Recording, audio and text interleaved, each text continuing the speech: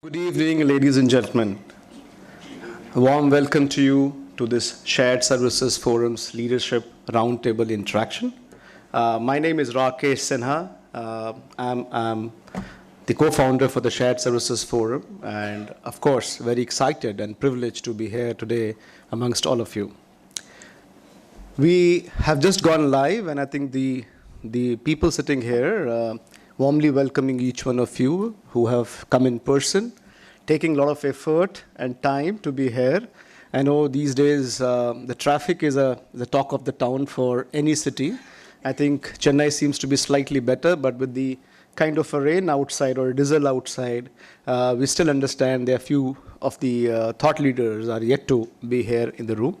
I warmly welcome each one of you who have joined live on the social media platforms like LinkedIn, YouTube, and all those who will be watching this later on the Shared Services Forum portal, this recorded interaction. So warm welcome to each one of you. As we start with the proceedings, I think I just wanted to share with you, and many of you would be aware, what is Shared Services Forum all about.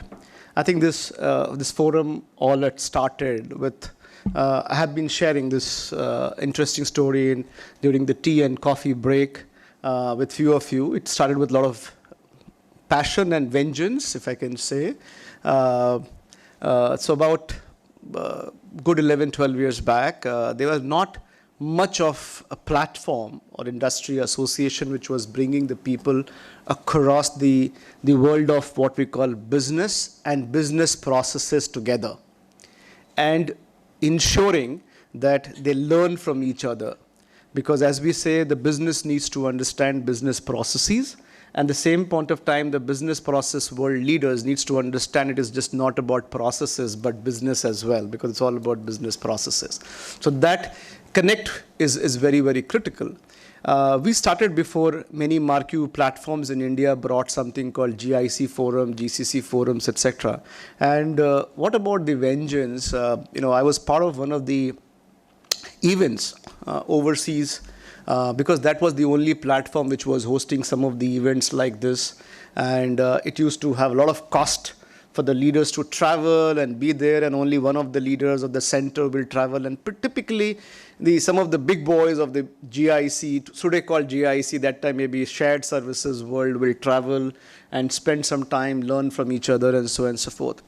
One of the major best practices benchmarking organization leader was presenting there something called benchmarks and best practices, and I, out of curiosity, happened to ask a question by saying, when you say it is a best practices and benchmark, how many leaders from India have polled into it? And the answer was none. And I'm talking about 2010, and I think, we felt a little bad about it because, and nothing about being, nationalist. I wanted to clarify it's about, this land now provides about 57% of ITS exports. And the kind of knowledge and the practices here is something which we keep innovating and inventing and so on and so forth. So the idea was that the thought process and some of the inputs of the leaders in India should also be part of when we call benchmarks or best practices. With that, I came back and I, till date, keep on saying that despite it's been 11 years, that we are not an event company, and I'm still learning how to run events. We are good to bring leaders like you together to share some of the knowledge, best practices, etc. And also not just create and be a repository of best practices and benchmark, but also create something new back for the industry, something innovative. And I think in the last 11 years, we never thought we'll sustain for 11 years. And I know a lot of event organizations are coming in and talking about shared services, et cetera, et cetera. I think we continue to have a focus in terms of looking at how to ensure there's a knowledge dissemination. And knowledge dissemination is just not about events. It could be multiple ways. It could be through knowledge articles. So we have a quarterly journals where people can share their learnings their success stories. And I always encourage, and sometimes very difficult to make that point, that it's not always about success stories, sometimes even failures, because you learn very fast from others' failures. Hopefully so. So it is important to bring that perspective as well in front and not just leaving to the success stories. The second thing we, from a forum point of view, focus a lot on is research and creating something new, intellectual property. We have done 20 plus path-breaking frameworks, which brought in a lot of perspective across the industry leaders, which is also being very well embraced and used by some of the organizations. Besides the research and creating those innovative frameworks, we also have a very strong focus. Actually, we realize that there's a lot of recognition happens for the corporates. Right? If it's a pharma company, you will find them part of a pharma association and the business leader receiving a lot of awards. I know now a lot of awards are happening and awards evening are happening, and I'm not talking about last 4 or 5 years. I'm taking you back about 11 years back when we started. There was none who was focused on encouraging business services world or a shared services world. And that is where we started by saying, we need to recognize the kind of contribution the business services or the shared services team is delivering. Right? There's a lot of heavy lifting is done in terms of the entire growth journey of the organization and so on and so forth. With that, we had this Excellence Awards and recognition, and we have a separate jury panel, so I have no role, or Ravi has no role to play in what and who is the winner, and it's for the corporate as well as for the leaders. So we have recognized some of the pioneering leaders who have set the ball rolling of this industry in different forms and avatars, as well as some of the leaders, as we call BPM achievers, who are still in the industry and contributing, and they have been recognized in the recent past. This is quickly about what we do as a shared services forum, and interestingly, we have a small video to play which talks about the journey of shared services forum about last 10 years. But before I move to the shared services forums, this video, I also wanted to share that the kind of leaders we have in the room, each one of you bring the kind of an experience which is very diverse. Be it from the business services world, we have leaders not from the business services world and from a typical corporate space or advisory space, providing diverse views, and very happy to have that. It's difficult, let me tell you, I'm nervous because each one of you are going to have a different perspectives to share. At the same point of time, very excited and super excited because each one of you are going to contribute a very different kind of a perspective, and that is important for us. We don't want to converge and say this is what is right for you. We don't want to be prescriptive, but certainly we want to bring out those perspectives for each one of you. So pretty much like I don't mind saying more than 500 years of experience pretty much sitting on this in this V-shaped table, and another maybe 500 years of experience in front of me. So 1,000 years of experience in this hall today, and I feel very elated and very happy with that. I welcome each of the panelists here who will be sharing their experience. And interestingly, all your profiles have been put on the portal and has been shared with the people who have logged in live right now, or who will be seeing even in the recorded portal. They'll be able to read your profiles because it's available on the portal. And the people who are here in the hall, you can just read this program book. So instead of reading out each profiles, pretty much available the entire detail in the program book. With this, I'll take a pause for a few minutes because I'd be very excited to share with you the journey of Shared Services Forum for the last 10 years, and I'll move to that, and then I'll come back to the conversation. Can we have the AV, please?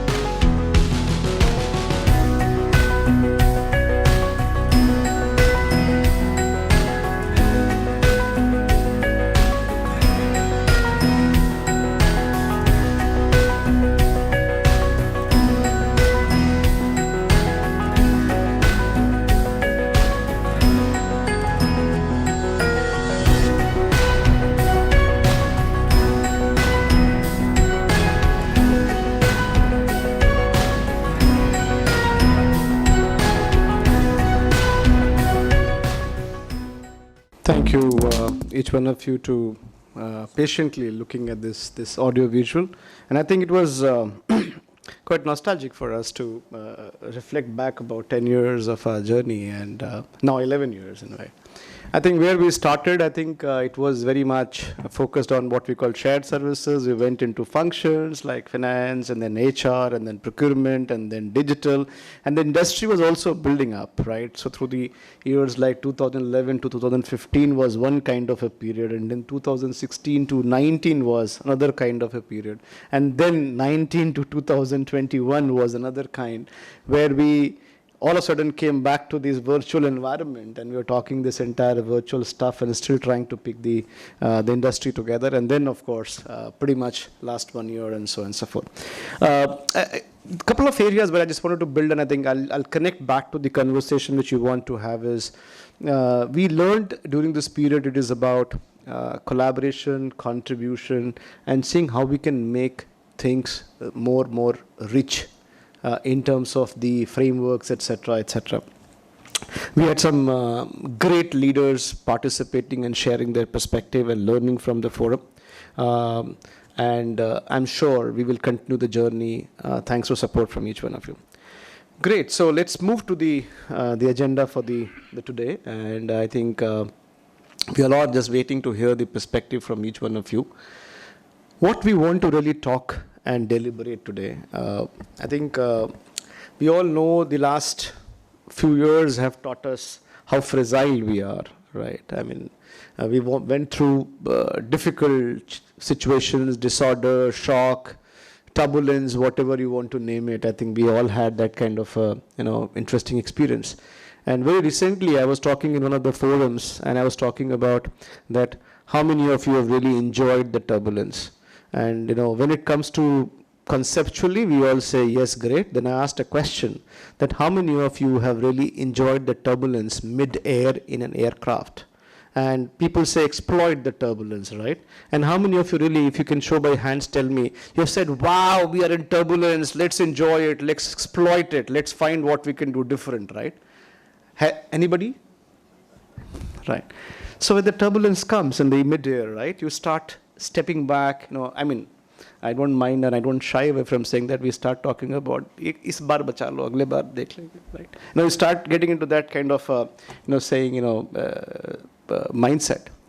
So that's what happens to even your corporate world. While a lot has been talked about how you can be resilient and so on and so forth, but that's the kind of a disorder when it comes, we look at. And pandemic is past us, so I'm not going to talk about pandemic. And the entire dialogue today, and I will request my colleagues here, and I will, of course, engage each one of you here as well, because you bring your own thought leadership and perspective. So the idea is to have multiple perspectives.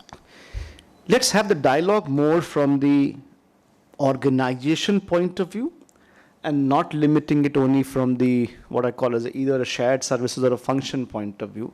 Second, organization or a business connecting with corporate functions, because finally many of the business services back or deliver services to those corporate functions, those corporate function being as finance, HR, IT, whatever it may be, that finally connects back to the business. So if you can think from that and put our perspective and not just ring fence to the shared services, I think will be helpful to hear some of the thoughts. I think one of the areas lot has been talked about is being resilience, being a resilient leader, being a resilient organization, and so on and so forth, which is good. Actually, there's an analogy which talks about by saying, if you're a fragile, you are like a glass and you will break. If you're resilient, you are like a rubber, so you will bounce back. So you will still have challenges, but you'll be able to face it. Now the world is all about moving from resilience to the what we call anti-fragility. And this is a term which was referred by Taleb in a book in 2008. And now it's all about anti-fragility by saying, how you just not sustain that disorder, but you also thrive during that. You find more winning combination to come out of it. And that's why our today's topic, which is about moving beyond, and we're talking about nurturing the innovation quotient. So innovation is pretty much a need of the hour for each organization. We intentionally brought this term IQ or innovation quotient to say how much you really, because quotient by design means there has to be some numbers, there has to be some measurement. How you measure that? How you look at my saying, my innovation quotient is A, B, C, D, or 1, 2, 3, 4, whatever it may be. How do you look at that? And that is something which you want to build further on the dialogue, and also connecting with some of the, pointers below that, like looking at things like how you look at next practices, etc., etc. So building this dialogue, I will request maybe Geetha, you would like to pick the thoughts first to talk about. I think one of the areas where we are all talking about, if you're talking, the two words which comes in our mind is, which we want to stress more, is moving beyond. So it is not that something which we are not doing. So it's about finding that beyond. And second is this whole nurturing the innovation quotient. So innovation has been again a term which has been very so often used that it has sometimes also feels that we have lost the value and the meaning of it. You'll find innovation hub, innovation center, innovation this, etc., etc. So how do we look at innovation in a context of a corporate functions? And if I have to build some pointers in terms of connecting from what I always call about, it's just not about transformation. Again, the transformation is another word, if I can say. It has lost a little bit of its meaning and value because so much has been used. Same point of time, the requirement is now moved towards metamorphosis, as we call it. And as we all know, transformation is unidimensional, while metamorphosis is multidimensional. It's a multiple simultaneous transformations cutting across the areas and functions and not focusing on only one area and so on and so forth. So some thoughts in terms of, because you do a lot of digital stuff, so maybe not so much of digital, but connecting this dot with innovation and with something on this transformation and metamorphosis will be good starting comments from you, Geetha, and then maybe I'll request others to catch. Yeah, sure. Can you hear me? Yeah. No, great context setting, Rakesh. And yeah, when you talk about transformation, I think from my experience that, I've seen in the past, it's not just about, standing up and saying we change the technology and you adopt, this new technology. It all starts with really understanding, why should I do that? Why do I need to change? What's in it there for me? So it's really, when you talk about transformation, it's really about understanding at the core, why do you need to transform something? What's in it there? And you start to really build the use cases in terms of demonstrating, what are the benefits. And once you start to build those use cases and show people how it's transforming a function or how it's transforming a business and adding value, that's when you really start to, touch the nerve of people that you're trying to really address. From my experience, it often doesn't come on its own. It's a lot of change management, and it's about really connecting with people, working through the ranks, explaining to them, why we need to move ahead in terms of, how we are doing our business or really dealing with a function. And in some ways, it means going back to the drawing board and rethinking processes. There's always resistance to change, and while people say, change is the only constant, I think there's always a resistance to change as long as things are working fine.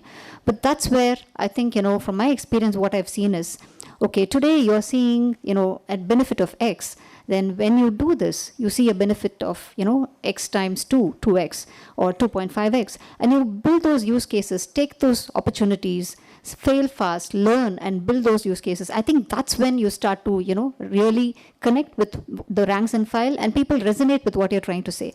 To that extent, organizations have to invest to some extent to build that initial sort of, proof of concepts and test that. Because the client will not necessarily pay for every such, use case. You've got to start with something that the organization believes will have a transformative impact. And then when you start showing to, your various teams, whether it's business or functions, how it's going to make their jobs easier, how it's actually going to, free up their time to do high value added work. That's when, people start to join, and then they say, okay, I really want to understand how this works, and then let's form a, team, and let's work together. So that's what I think works. It's about winning hearts and minds. It's about showing the value, and it's really, transforming the mindset. Right. No, I think it's an interesting perspective, Geetha, and thanks for sharing that. I think maybe it will be helpful to hear maybe from GV if you want to add something more to it and connect. I think the context also has changed when you're looking at some of these metamorphoses. Also, the entire operating models for some of the organizations have changed, and how you are connecting that operating model back with the innovation quotient, and what kind of a structure which you're trying to have in the place to drive this metamorphosis. A quick thought from you will be helpful. Sure. I mean, to start with, good evening to everybody, and thanks for arranging this roundtable in Chennai. It has been quite a while that you guys have not visited Chennai, and maybe are expecting the next the GBS conference to be happening in Chennai as well, right? Sure, we'll do that. So you're very right when you said when you look at best practices versus practices which are relative to a context. Because you just can't apply best practice everywhere and say it is going to work, right? And the operating model change is something that, what I would like to share is the entire hybrid model of working. That's relative to a context of what we have got into, post the pandemic. This wasn't there earlier. If you look back in 2019 and prior, nobody would have thought about at least business services in terms of, working from home. It was never there, and you'll have to come to office, you have to be at the place of work, right? But again, things changed, and you had to, have that metamorphosis happening, right? And you have to get into an operating model. Today, it has opened up a lot of things. Today, it's kind of gone the other direction, let's say 360 degrees, where, people say, why not working from home? Why do you want me to come to office every day? There's a perfect work-life balance. Of course, you have a flexibility, right? Today, if you want to have 2 days or 3 days, right? Somebody says, no, I want to work all the 5 days. Yes, it depends upon the operating model that you're typically going with. The biggest advantage that it has brought in is, let's say that you don't have your center spread across within a country, right? But then where were you getting your talent from? You are always narrowed down to the place where you have your center. We have a center in Chennai. Like few of you might have a center in 2-3 places. Okay, you can then scout for the skill set. But if you are uni-centered, right, then typically what really happens? This model has really helped us. It was brought in with, this model came in because of a certain context change which happened post-pandemic, but it has opened up a lot of things. Today, any of us can go and recruit people from anywhere within India. And you're not really, limited with skill set or talent, right? And if you have your stakeholder on the other side saying, I need this talent, access to talent is really, it just widened a lot. I think that's the biggest change if I see it in terms of an operating model and what it has helped with. And because of this, the entire penetration to digital. We are talking about digital, but now without digital, you can't really work on a lot of things. It's a beaten down word, no doubt, but in a very different way that you are seeing this. More again, context. Right. No, I think some great points you talked about in terms of the operating model and in your case how it has worked. So I'll come back and talk about that. So just holding that point back. But I would like to hear maybe from here, Hema, if you want to add something more to it in terms of this whole the question of looking at very functional focused transformation versus looking at cross-functional metamorphosis and linking it together finally back to the corporate and not just the business services. Any experiences which you'd like to share in terms of how have the organizations in any of the context from you gone through some structure of this metamorphosis? So any experiences from you? So, thank you for inviting me to this forum. So just wanted to share our perspective. If we kind of take the transformation journey, it used to work in silos, right? So these are some things that I have on my plate, and these are some things that I can offer. Right now, those things have completely changed. So it is no more what I have, you take it. It is more in terms of understanding from the customers what they really want. I mean, I've seen over the last 2 years, we ask the customers, okay, tell us what is your problem statement. For example, we did one of the studies, in our digital area where we kind of analyzed the CSAT. I'm taking the simplest of examples. So what really was there in that CSAT, right? So what were the concerns that we had? So we went back to the customers and we said that what is that you want to analyze? Is it really about understanding what is satisfied, what is dissatisfied, and how many people are not happy about X, Y, Z, or are we kind of looking at a completely different change journey that people want to go through? So examples like those have really transformed. It's no more about, okay, I have a standard report, I've created this in the past X number of years ago and I'm going to offer that to you. It's now about, I don't care what that is. Customers, you tell us what we want. Business, you tell us what you want.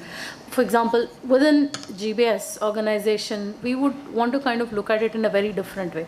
If you take our business, they want to look at the whole thing in a very, very different way. So it is about customizing the requirement, first understanding, customizing the requirement, and then producing the result. I think that's where the journey has evolved a lot over the last 2 years. It's no more one size fits all. It doesn't work. Okay. Then I think it's a fair point by saying it's not about what has worked for an organization A will work for an organization B. But I think what I hear from you is that, and I think from others as well, that I think at least that silos is not something which is going to make it work. So now, of course, you're trying to break it from that silos to make it across the function. Maybe Ravi, you want to add something to this whole point of metamorphosis, because I know it's something very close to you. Yeah, sure. And I think as the inputs start coming from some of the thought leaders, I think I wanted to kind of share 2-3 key perspectives.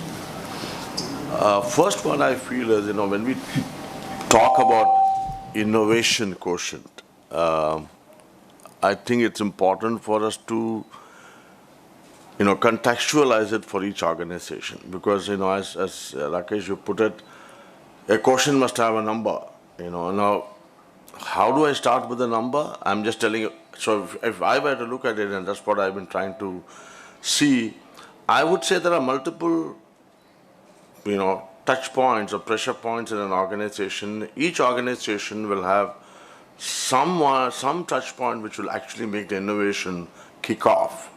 It could be people, it could be processes, it could be transformation, it could be benchmarking.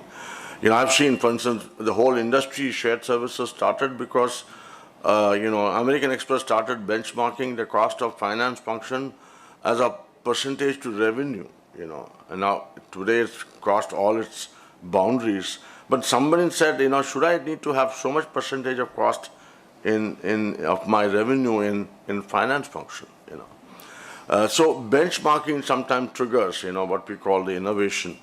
Or, you really talk about and in today's context, not just our own capabilities, but the startup system outside, the external ecosystem. So there are multiple touch points. And I really feel each organization has to look at, and that's what I have kind of interacted with multiple organizations, small or big, it's just one kind of story. But I do believe there's a huge opportunity for the organization to reflect and see where can I start my innovation, It's not always, that's why I really feel that, innovation is not is something which is just a property of what business services should be doing. Actually, I think innovation in the way I come from manufacturing when I started my career, and innovation in production was given. I don't think, anyone needs to talk about production innovation, because if you don't, then you will have a challenge. Next one was innovate for marketing, because that's how, Hindustan Lever and all said, how do I look at distribution and how do I make cost of distribution the lowest? What I mean to say is, to the point which you brought, this is innovation quotient is not about business services. It's about business. Having said that, and I really wanted to add this important point, why is it becoming so important for the business services industry to focus on innovation quotient from a business context? My personal experience has been there are only two things in an organization, business and business processes. You need to innovate both always. And business processes has two big dimensions. You have a process and technology. And today I must say, technology is 10 times faster, but processes are 10 times behind. So we really have a challenge. When we talk of innovation, production innovates, but we find processes really limit that innovation. So I think one of the important things I feel is the industry leaders from the business services should go beyond these business processes to look at business. If I talk of plantations, where GV comes from, I think it's a huge space of supply chain, looking at production in multiple locations, weather conditions, Now, those things, how do I really make sure I'm anti-fragile, to the point you talked about? So I think today, but if I'm going to do just a processing and doing a good supply chain, I think it's not going to be sufficient. I was sharing with some of the audience there, just to finish this point, and I'll let more people to share this. To me, I truly believe manufacturing, all of us should understand manufacturing. Yeah, I may not have to do manufacturing, but I think manufacturing is core to the way you can think differently, And all types of models, whether you talk about outsourcing, subcontracting, operating models, have come out of manufacturing. They're not just, but unfortunately today business services industry thinks I want to build 500,000 people organization, 200,000 people organization. To me, that's not going to be innovative. One has to see innovations to happen at the right place. So if I have to really summarize my thought, I think it has to start at the touch point where the innovation can actually start for each organization differently. Business services organizations have a duty, because if they are going to take care of business processes, they need to have focus on business and innovation. Either you nurture the innovation of the business or add to the innovation of the business. That's the second one. And last but not the least, the point we touched about transformation and metamorphosis. I think today there is no one transformation. I think Hema talked about it very well. It is not one. Today, at least after COVID, it is true. But even before COVID, when we talked about in SSF, we talked about digital metamorphosis in 2017. Digital transformation is not one transformation. Digital transformation is data transformation, process transformation, customer experience transformation, and then you talk of business model transformation. So there is so many transformations which are interwoven and sometimes happening simultaneously. I think there is a necessity for us to see how we can, I'm just, leaving the thought, not just change gears, but we need to change vehicles today, We just can't say, I'm going to go from third gear to fourth gear to fifth gear and so on. That is still you will be on the land. Can you really make sure how do you change vehicles for innovation? And disrupt is usual. BAU is now DAU, as we talked about. And disruption engineering, I grew with something called financial engineering many years back, but today we have to have a disruption engineering for innovation quotient. I just want to throw some of the perspectives, but I really wanted to give it back to the audience to pick it up. Thanks, Ravi, and I think very well summarized some of the points, and I think specifically in the couple of areas, learning from manufacturing is very, very critical. I think the entire concept of outsourcing, offshoring, components, etc., has come out from that manufacturing, and I think that connect is very important. I think the second one, which is coming out as a overall few themes, if I can start summarizing and then move to the next areas of conversation. I think one is, it's all about the term which we use very actively at our organization is what we say BIC to BIC. It is best in class to best in context. I think you're talking about contextualizing it. I think that is something which is very, very important.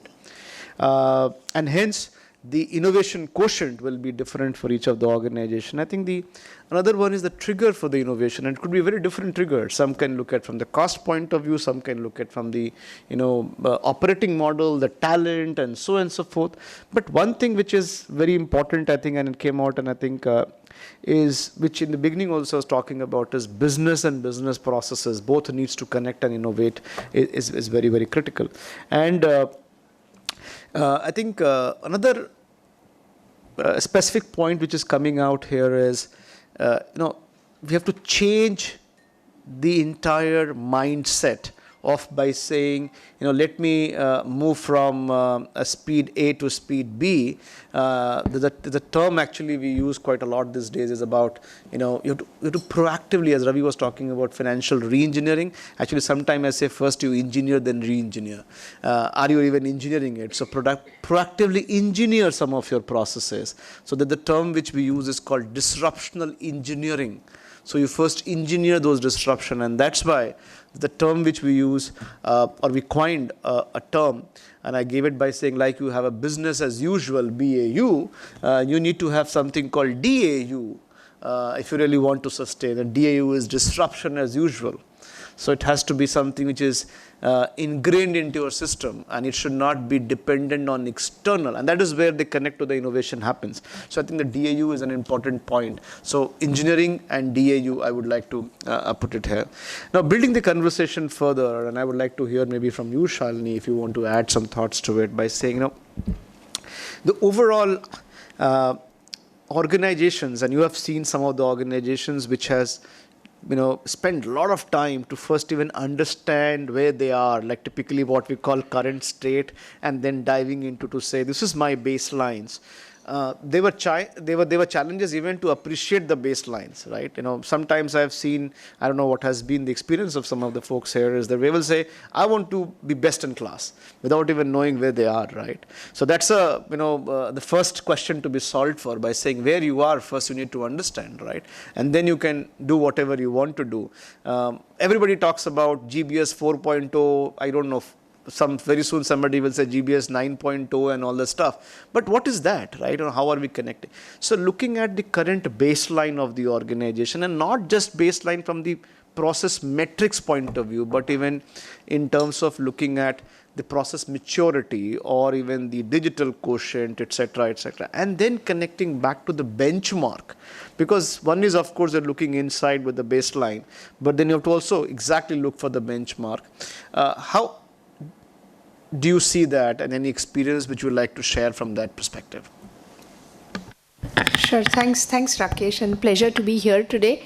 I was, just before I answer your question or get to it, is your 10-year journey had some interesting milestones. You spoke of unlocking strategic value in 2016. We're still talking about it today. You spoke of digital metamorphosis in 2017. We are at another level of it. In 2018, you spoke of redefining HR for tomorrow. I don't think one would have imagined where we are today and what we are trying to redefine on HR. So it's fascinating because your 10 years took us back to where the industry has, what the industry has been through. What started off in the old days as ITES, the IT-enabled services industry, giving birth to BPO. Today we don't use that term anymore. And then evolved to shared services, GICs, GCCs. And where I'm leading to with this is, in my view, I think GCCs needs to be also a term of tomorrow, because the whole concept of a center has some very some connotations with what it means. It immediately makes you picture head office, the organization, there's a center, which I think is changing and has already changed. The one big change we've seen over the last 3 years, and I think COVID drove that innovation. So lots of dots to connect, some great conversations. If you look at, whether it's the business or what the customer wants that's driving the change, our world changed because of what we were driven to, what we as employees, as organizations were forced to, and that innovation is at another level. So when I look at where this whole GCC model is going to go, those global lines have already blurred. What are we? We are a very significant node in a network, if you may call it that. And I think increasingly becoming a nerve center of sorts, because with what technology is driving, I think the future is, to your point on moving beyond, it's about really how are we, in some sense, digitally cloning the organization out of India. And some are already there, the others aspire to get there. So the one point to your, and coming to your question, I think what I've not heard get talked about, but which is a big part of it, is the way data is pulling it all together. I think data is the one, if I may call it, the lowest common denominator that stitches the organization together. Honestly, sometimes we innovate for the sake of innovating, and over the years accumulate all kinds of tools and systems on the back of that innovation. And now we are trying to innovate to simplify. So I liked your point to say first engineer, then re-engineer, because we've really created over the years a spectrum of systems which we're now trying to simplify. Most organizations have done it without deliberation. To Ravi's point earlier, the technologies have moved ahead, but processes haven't kept pace. There's been a proliferation of technologies as a need to simplify. But if we come back to data at the base, it then connects beautifully the entire business model. I think across the business value chain, whether it is how you can impact the customer, how you can impact your employees, if you look at that data that flows across the value chain and innovate leveraging that, I think it's a fantastic way to do it. Finally, and maybe a long-winded response to your question, and again, I like the concept of BIC to BIC, because I think benchmarks to an extent are a bit overrated. Yeah. Oh, that was a very quick agreement, an emphatic one. They don't consider the capabilities of the organization at all. They don't consider maturity of the organization. I mean, can you really compare one organization to another? You can't. But can you compare how mature are you in managing your data structures, the way you're pulling that together? Do you really have that one version of the truth? Those are more simplistic benchmarks you can aspire to get. I don't think beyond that one should really get too hassled with benchmarks, each one to where you are in your journey and how you're going to simplify and drive efficiency. And hence, I think the benchmarking bit is a bit, and I say that as a consultant, but it is, I genuinely believe, overrated. I think the context, one organization to another, is way more important. So, yeah, those just a few thoughts. Rakesh, sorry, I was connecting a few other conversations along the way. I think very helpful. Thank and you. I just wanted to share a couple of interesting points. I think one, an opportunity for me to make a point. Every time I do that, I think sometimes that company believes into paying some royalty back to me. We actually wrote a book, and I was part of writing a book in 2012. It was inflection point. We actually identified or coined some term like global India. We said, India is not just India, it's a global, as you were talking about, or digital cloning, etc. So in 2012, I authored a book along with my colleague Sanjay Gupta, and we talked about, BPM in global India.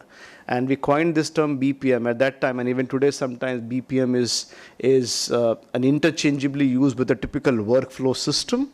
We coined this BPM as a term which was business process management and multiple other components below that. An entire book was about that. And we said it's an inflection point for the competitive advantage. Talking about BPC, BPT, BPS, BPSS, skill systems, and so on and so forth. So multiple components, we brought it under the BPM. And in 2013 towards end or early 14, Infosys BPO changed their name to Infosys BPM. So I still look forward to the royalty from them. The second one is... called BPM, exactly. I know, and I was avoiding that because I think from a platform point of view, it's a little sensitive. I have a lot of friends in Infosys, so I can pull some, dig on that, right? So the second one, I think you talked about ITES. I think it's a very interesting one, IT-enabled services, and still 20 years back we used to talk about ITES, and still you'll find a lot of research reports using the term IT and ITES. And you'll not believe it, the same way like you picked some of the words from the milestone point of view. In 2017, we actually created a framework from a shared services forum perspective called TIBS. And actually now we are uplifting it further to say AIBS. So TIBS is basically tech integrated business services. You can't remain IT enabled. You have to be tech integrated. And now we are talking about artificial intelligence integrated business services, because that's something which you have to step it up to the next level, and so on and so forth. So another point which you talked about, and I think it takes me to, maybe I'll hear from Bhaskar, and maybe I'll go back to you, Suresh, for that comment, and maybe Venkat. So three of you can just build on this thought. This whole point of, again, going back to this the baselining to benchmark, and even and two topics we talked about, and we are trying to connect this to the transformation and metamorphosis. This term which Shalini used now, the single source of truth, right?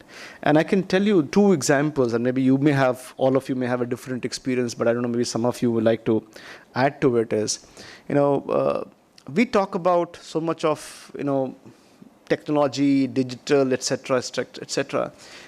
Being part of some of the work which we do as a transformation ourselves, and I have done some of the assessment of GICs or GCCs, whatever you want to call it, and ask them a simple question, or even some corporates, ask them a question by saying, how many Excel sheets you use today in your organization? How many Excel sheets you use in your organization today, or even a homegrown database? The answer has been the first time none. But I can tell you many of the large GICs and the corporate which believes they have innovative and they have done a lot of transformation. One of them being a beautifully expanded GIC, they talked about having more than 2,000 Excel files, right? And we're talking about metamorphosis, we're talking about digital. And we are so comfortable with Excel. In fact, I don't know how many of you have experienced job descriptions which say that Excel skill is must, right? And talking about digital and innovation, right? Now all the JDs talks about Excel skill is must, right? Because some people say that Excel is also digital. That is the belief. No, you're very right, GV, and I can go on this point because I have some interesting experiences and chats with people.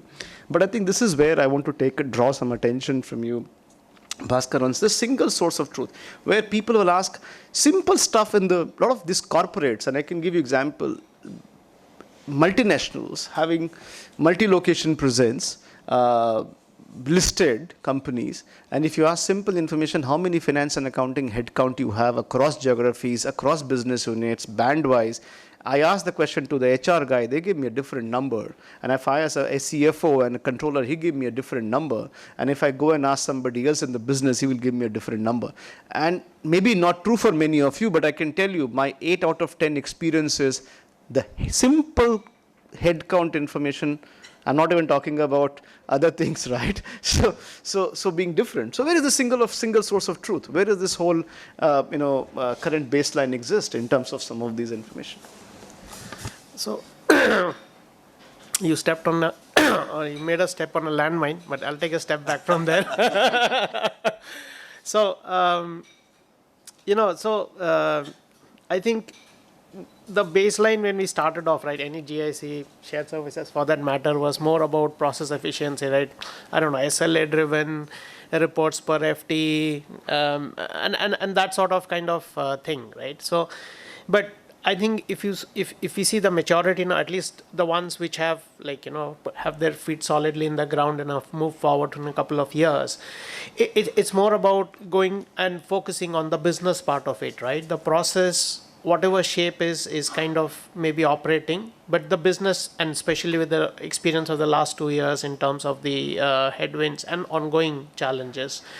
And so it's then the goal, the perspective is all about what is the enterprise, let's say, objective, goal, target, or the headwinds that it's facing, and what's relevant and what's required today at this point in time, in this week, to meet, let's say, this quarter's whatever outcomes are desired, right, in terms of whether it's production, whether it's sales, whether it is pricing, whether it is cost. So from a benchmark perspective, I think it is more about then taking those enterprise, what are the goals there, and then trying to kind of getting that aligned. And that's where we become one as a business, right? Now, in doing that is where comes the catch in terms of single source of truth, because you have a number, somebody else has a number, that's red, this is green, and there starts the whole conversation. So I think where there are opportunities and where for example, if I take use cases as that where we have been successful, for example, is taking up and seizing opportunities to create something which wasn't there.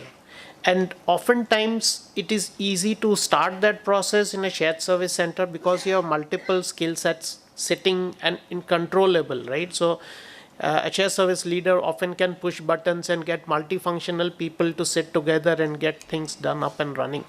So just an example of, let's say, supply chain, and if I recall the early part of, let's say, 2020 when we had the COVID situation, it's a huge demand for ventilators, a huge demand for oxygen concentrators, something which we as a health tech company do. However, due to China lockdown, due to various other factors, everything was in a limbo.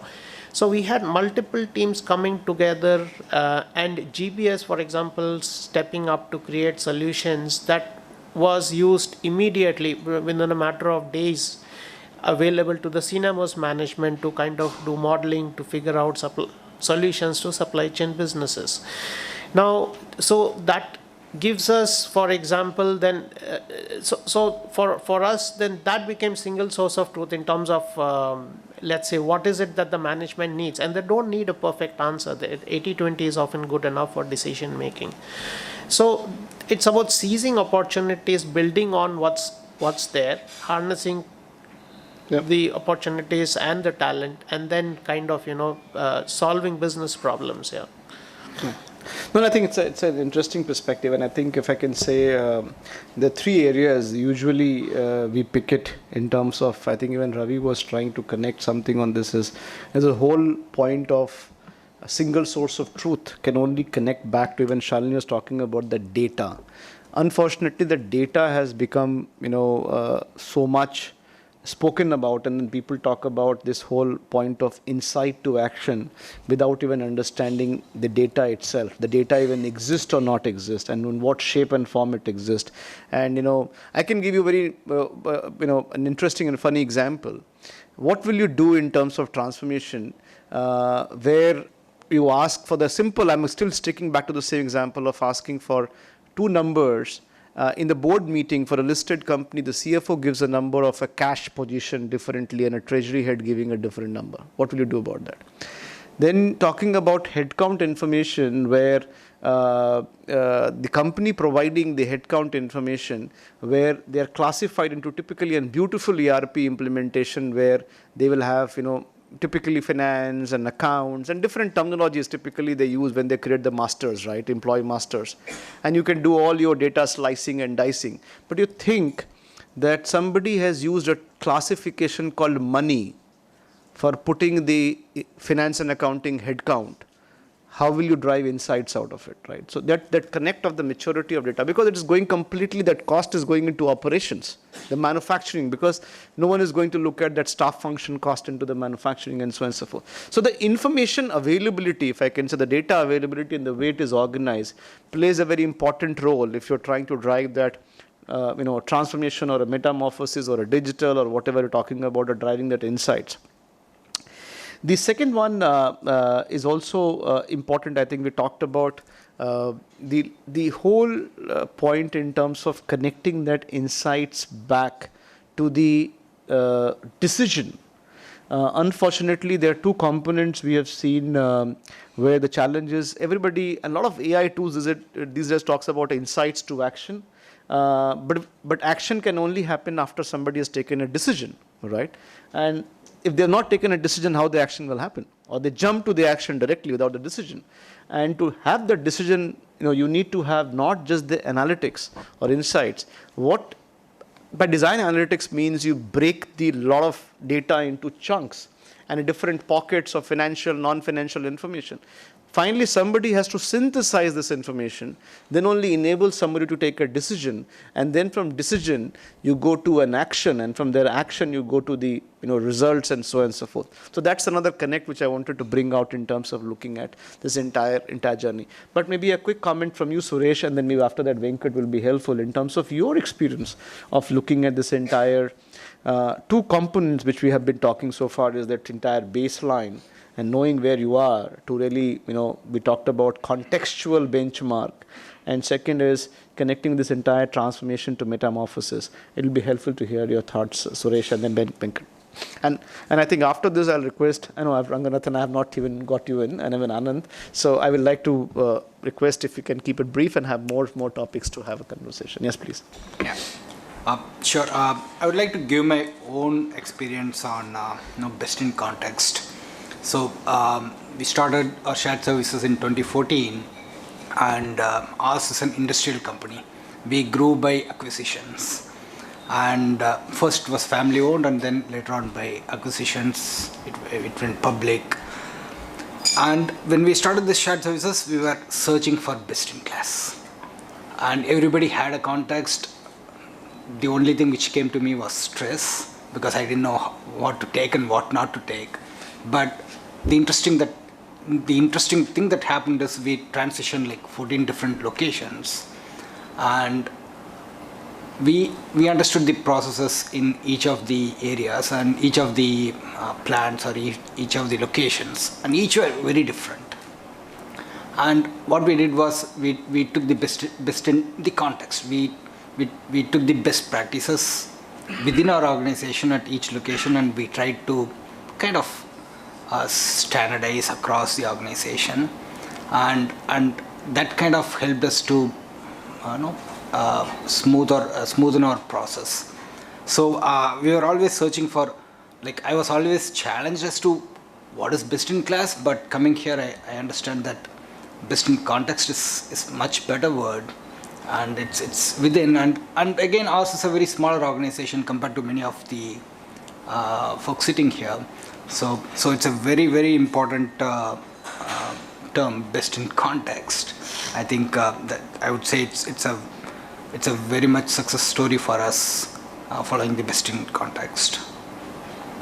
No, absolutely. I think, and interestingly, we have seen sometimes, the large organization, as you were trying to draw a comparison, I think large organizations are able to drive some of these changes, but they have a lot of inefficiencies below because they are tucked under the umbrella of a large organization. But sometimes, smaller organizations have more visibility in terms of those inefficiencies, and you are able to tackle that. Venkat, you want to add something to that? Sure. Thank you. And let me touch upon a few topics that we were discussing this evening. The first is the innovation quotient, and then going beyond. So on the innovation quotient, like what we said, we need to attach a number. So how do we attach a number? So this is basically how is the business services, the GBS, what is the leverage of that? What is the leverage of business services? And this is what we are pushing from our end. And what we experience is up until now, or up before the COVID time, it was like, it was a pull mechanism. So the business services used to go beyond the business units for the work, but now it is a push mechanism. We notice that the business units is pushing the business services for more and more work. And in terms of going beyond, it was like, automating the inefficient process, but that's no more the ask. The ask is how do you automate and benefit from the efficient processes? That's what is beginning to make a difference. And measuring GBS is also part of the full chain profitability. So what is the GBS contribution to the bottom line? That's what businesses have started looking at. So is it making sense? And let me also add over here to what GV was mentioning about the hybrid model. So hybrid model is not restricted just to the work-life balance, but the hybrid model is also speaking about the business mechanics. So is it purely captive? Is it outsourced? Is captive plus outsourced? What it is? So that is what is the hybrid model looking at. So the ask is not just hitting the target anymore. So are we hitting the target or missing the point? That's the ask. So all the SLAs, KPIs which we are traditionally used to are today considered as basic hygiene factors. So if you go and tell somebody that, your quality is 97%, 98%, your SLA is 98%, that's a fine, but that's why you're here for. So that's no more a driving factor at all. And we also spoke about the transformation. What the businesses are today looking at is how can we move from services to solutions? And how can we co-create? How can the business services help in co-creating the solutions? So it is not that something comes to us, falls on our lap, and then we say that, yes, we have done an excellent job. But how can we work with the business units in actually co-creating the solutions. So this is what we see is the experience, at least from our side, on how things have been moving. And we also spoke about the single source of truth. The ask is, since the business services is integrating all the functions, all the processes, can the business services take the ownership for being a repository of the single source of truth? So any number needed by anybody, be it a manager or be it a board member or be it a director, can they look at the business services as a single truth of source? So this is what we see as the changing dynamic.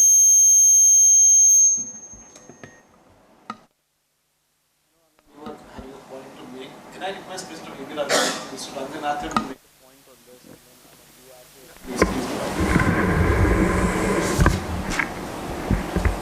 Thanks. I am a Videshi in this group, and I owe my presence to my friend of over 4 decades, Ravi.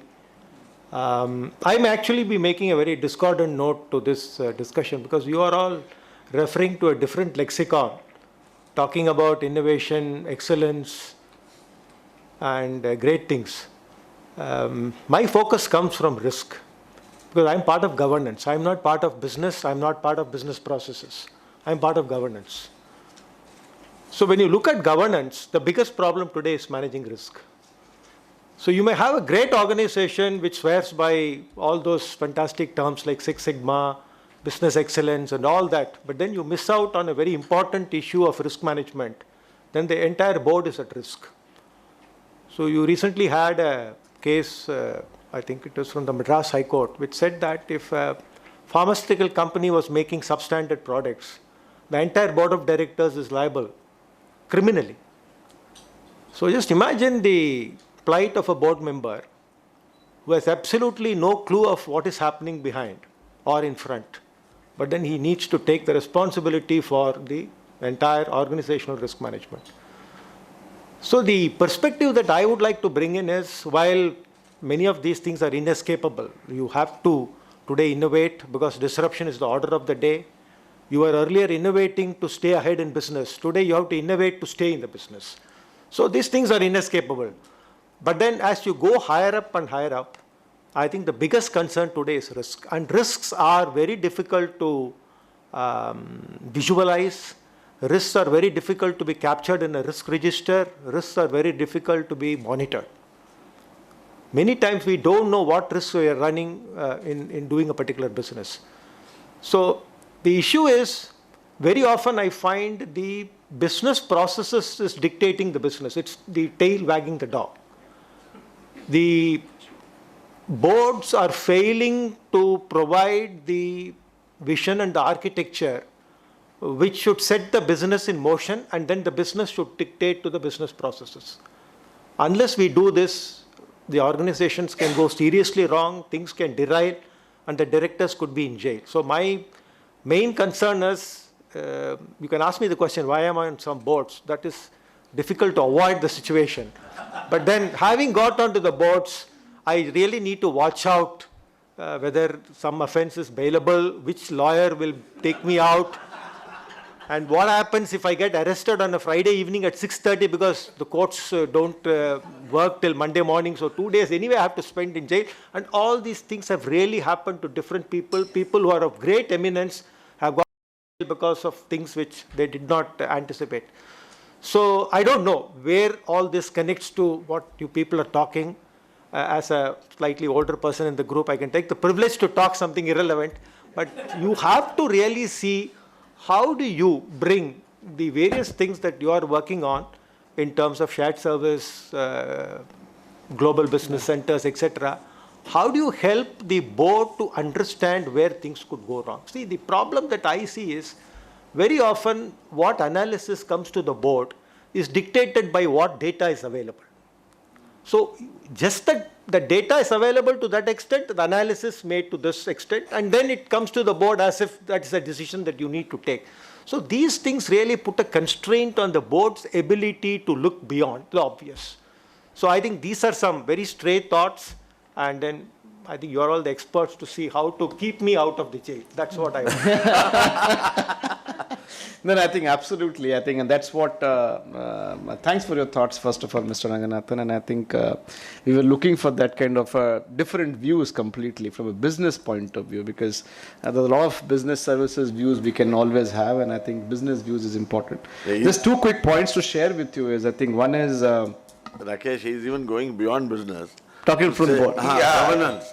I really like that context, because sometimes, the governance has to focus on risk. And I think that's a very powerful reminder to this audience for us, that at the end of the day, the risk is all-encompassing. The business and the business processes need to address them. Right. And if you don't, then, some of the board members might be going to jail. And that's why, Ravi, we created a framework, Mr. Ranganathan, and I think for the benefit of all. And that's where I think maybe we are trying to create a bit of engineering so that people can re-engineer that, is we created a framework called value-driven organization. And here when we talk about, and this is another challenge which we have seen, when you talk about value-driven organization, the first connect or immediate connect happens is the financial value, right? We actually defined the value in 3 pockets. And this is not today, much before the pandemic we talked about it in 2019, saying there are 3 components of the value. One is a financial value. The second is a governance value, right, which connects back to the risks. So the business services also needs to play a very important role on the governance value. And the third dimension which we talked about, and as a part of the framework, is experience. And experience not in terms of the client. Actually, there are 3 C's we use: client, customer, and consumer, because client is who is you deal day in, day out as a business services. The customer is finally the owners of corporate functions and so on and so forth. And consumer finally to the business which is delivering the entire product or the services. So how you look at the experience, and also the employee experience, the supply chain experience, etc., etc. So this whole experience is another dimension we talk about. So financial value, governance value, and experience. And hopefully with that, many of the board members will be out of the jail. The second point, which I think is a very important point, which you talked about, and maybe Anand, you would like to build on the previous point and this as well, as this whole point of innovation is just not about staying ahead. It's about remaining in the business. And we can have a different views by saying, how to look at business dictating business process or business process dictating business. But this whole component of what is available and basis that providing an insight and expecting somebody to take an action or that decision which I was talking about, the decision transformation is very important by looking at what is available. So some thoughts from you, Anand, will be helpful to further build on that. Thanks, Rakesh, and delighted to be in Chennai amongst many friends here. Thematically, what I wanted to say, Mr. Ranganathan provided a strong flavor of that. I would not have been given that kind of a strength. But essentially, I wanted to just bring our attention to that how do we move beyond before visualizing beyond, before thinking beyond, before anticipating beyond. And all these will not happen till we lift ourselves from business professionals to real business people. And that real business people would mean bringing in a lot of entrepreneurship into your thinking day in and day out. An entrepreneur will think of the risk much faster than those become visible to the rest of the organization. An entrepreneur will start thinking of innovation because he has to or she has to always manage or get much more out of the available resources. An entrepreneur will always be going ahead and seize opportunities and will, most important of all, will be obsessed with the customers. So we talked about manufacturing a lot because manufacturing taught us the precision of the product that we are delivering. But service industry brought another layer on it which makes customer the real king. Manufacturing still many times start with the belief that this is what I want to produce because I think this is the demand of the market. The real test comes when it goes with the service layer associated with it. So all these together only can give us a right framework for making an innovation-driven organization or innovation-driven business, which is not bereft of the overall considerations of cost, control, quality, and risk management. That's what I thought I wanted to bring to the perspective before we get into many of the nitty-gritties that we can talk about. We have some very, very strong and very relevant concept of anti-fragility coming into play. We are also talking of metamorphosis versus a kind of a sequential transformation. Now, can we move beyond without taking the overall value perspective, delivering the impact and the value? That is the question that I leave for the rest of my colleagues here. But I firmly believe that visualizing beyond is a prerequisite, and that will come only when we have a lot of entrepreneurial thinking. Rather than just inside out, you have to look a lot of outside in as well. Thank you. Rakesh, I just wanted to add something or share something what Mr. Ranganathan said, right? Incidentally, within our GPS, there's one functional area that we support, which is the risk office. We, being an Olam, which is, it's a supply chain and ingredients, into the food and agri business, right? There's a lot of fallback that happens in terms of the risk office reaching out to the folks within GPS whenever it comes to a BRC. When you have a BRC that happens, right, the meeting, we have to provide a lot of reports to kind of, give them that confidence in terms of where the risk is, right? So I think this then kind of entails back to the role that is played by GPS, not just one, just a finance or a procurement or a people services, right? But cutting across multiple areas where GPS is involved, and in some way leans to the topic that we had in the Global Business Services Conclave, collaboration and capability. Going beyond and getting into what fits into everything, which is commitment. You got to be commitment. And if you need to give the competitive edge for the larger organization or the mothership, we have a big role to play. I just wanted to, kind of set some context for that. Very, very true, very true. And I think this is where some of the business services organization, and we have been talking about the GV for some time. Olam has done some different stuff, where you have gone multi-function, cutting across the areas, and also uplifted yourself, just not remaining a back office operations, if I can say, and looking at the business, etc. And connect to that value-driven organization, if I'm saying. So it is just not about that you have a risk as a process or not. Even whatever processes you are doing, it's just about connecting the dots back to the business and looking at financial value, governance value, and governance here when we say it's about risk and other areas put together, and then finally the experience, the way you drive it, so which is very, very important. I wanted to pick a little bit of a thoughts back, and maybe JV, it will be good to hear from you, and maybe I'll request Shalini, you to come in here.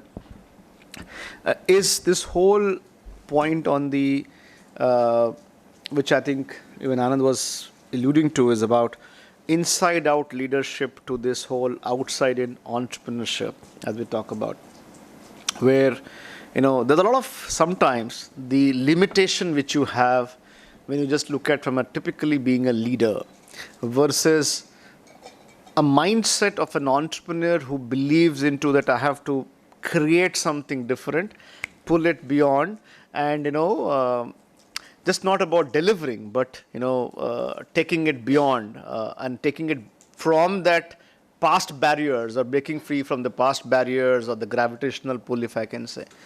How some of that has been the case for you? If you have any stories to share in terms of being an entrepreneurship leadership, and I know you bring in as an individual yourself, but if any stories, if you can talk about how it has worked for you. And I know it is sometimes not easy to bring that mindset of an entrepreneur to a corporate leader. So how they look? See, this is more of a leader's dilemma, right? The two faces. You want to be inside out or outside, and then one of the core values of the larger Olam group is basically entrepreneurship, right? And it is like what Anand was saying is, an entrepreneur basically takes risks. It's not that, the evaluation of risk is one side, but it is an evaluated risk that one should take. Otherwise, you cannot be an entrepreneur. So from that context, right, it's kind of driven across the different teams within the larger organization as well as for business services, right? How do you kind of look at both these phases? Inside out is very important in terms of some of the basics that you put in place, like the basic hygiene that you basically create, right? But then the outside end comes in terms of how you then start delivering value to the larger organization. Unless you start looking at it as an entrepreneur, you'll not be able to impact the business outcomes. You'll not be able to add value. I think there are multiple examples that I can keep sharing about, right? Whether it be co-creating with the larger organization or where you basically look at something as an entrepreneur, where you go back and tell the business, right? There is an opportunity out here in terms of how it can impact the business outcome. And we had even as we started our business services, some of the initial challenges that we faced in one of the business units was related to what they called as OTIF, which is on time and in full delivery, right?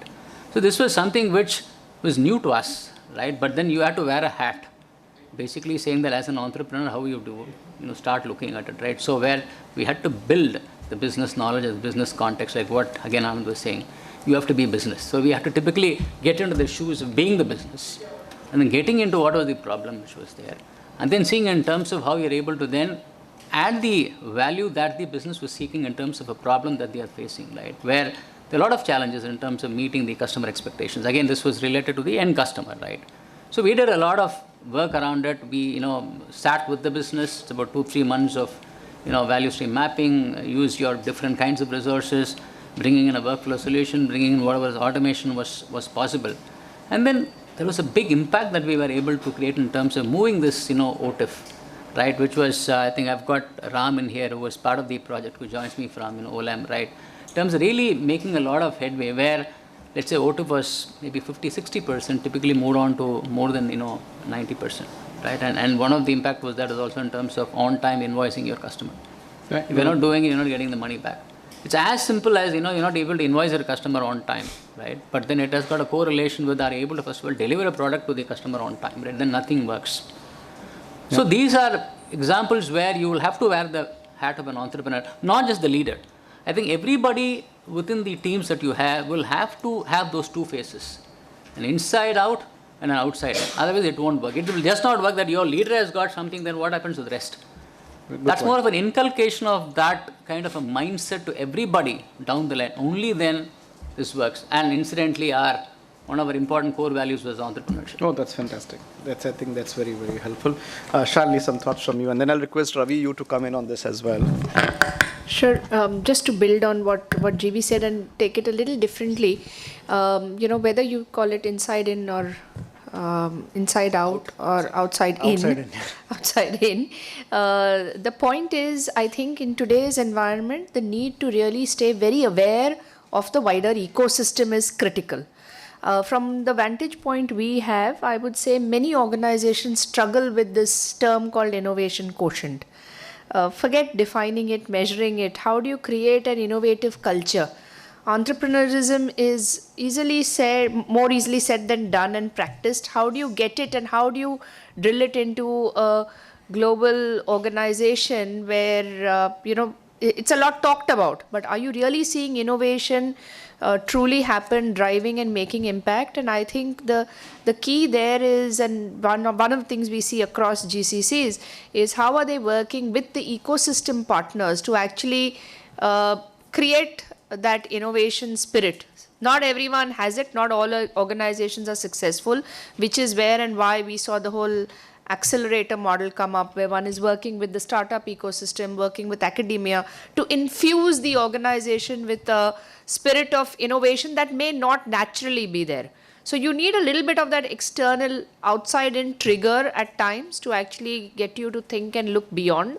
And I think from where we see it, it's increasingly going to be an imperative. We spoke of the hybrid model, hybrid truly in the context of not trying to do it all yourself.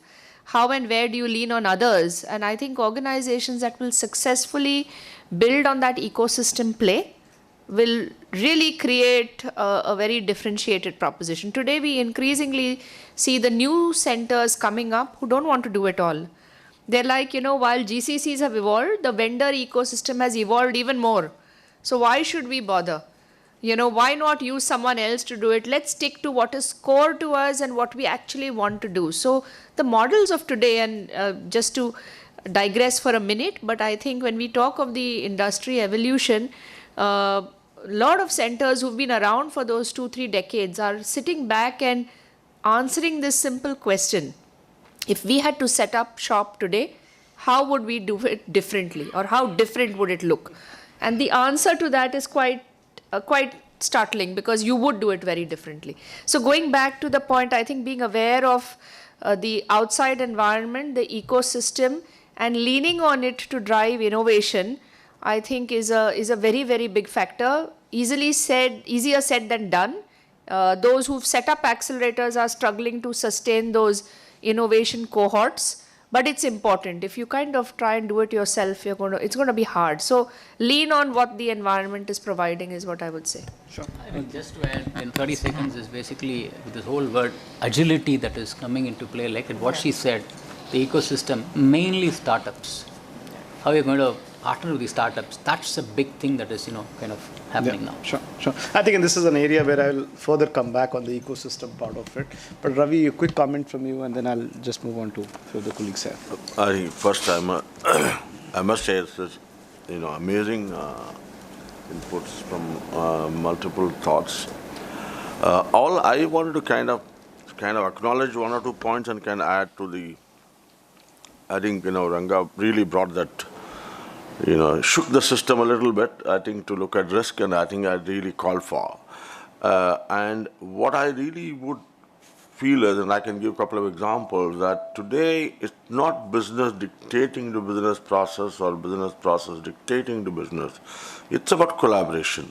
And the collaboration is where I think the sweet spot lies, and collaboration between business and business processes.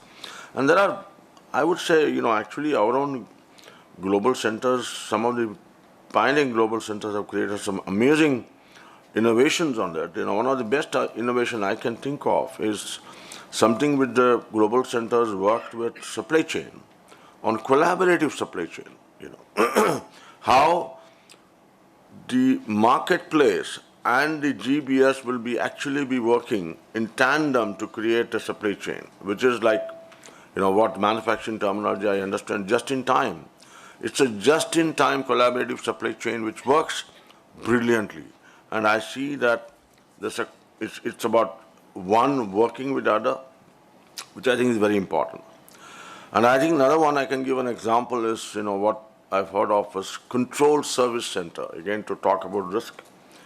How one control service center controls the entire, I'm not saying therefore it kind of adds to the risk, but it's also kind of single source of truth, that whatever controls exist, how do we really make sure those controls are working effectively all the time, every time? I think we still have to go a long way in risk, areas. And I think I would say control and risk are at different dimensions. So I think risk is an area which I feel even I would take away and build the innovation, but I think you really talked about the value, which I think we have talked earlier. A couple of other points, which again touching on the, inside out, outside in. And I think Shalini made a brilliant point, to ask this question, if I were to do something today, will I completely look at it differently? I think it's absolute yes, and I think I have seen organizations not even thinking. For instance, I'm just connecting this so-called scale. Manufacturing understands scale very well. They know if this is economically viable scale or not. Every time, I think any forging industry, I was talking to some people, they would know what forging industry is an investment industry. They would know what is scale for them. So, unfortunately, our business services space scale is not known. They think I've got 100 people, I'll put them together, I'll make a service center. You cannot. It's a scale which is required.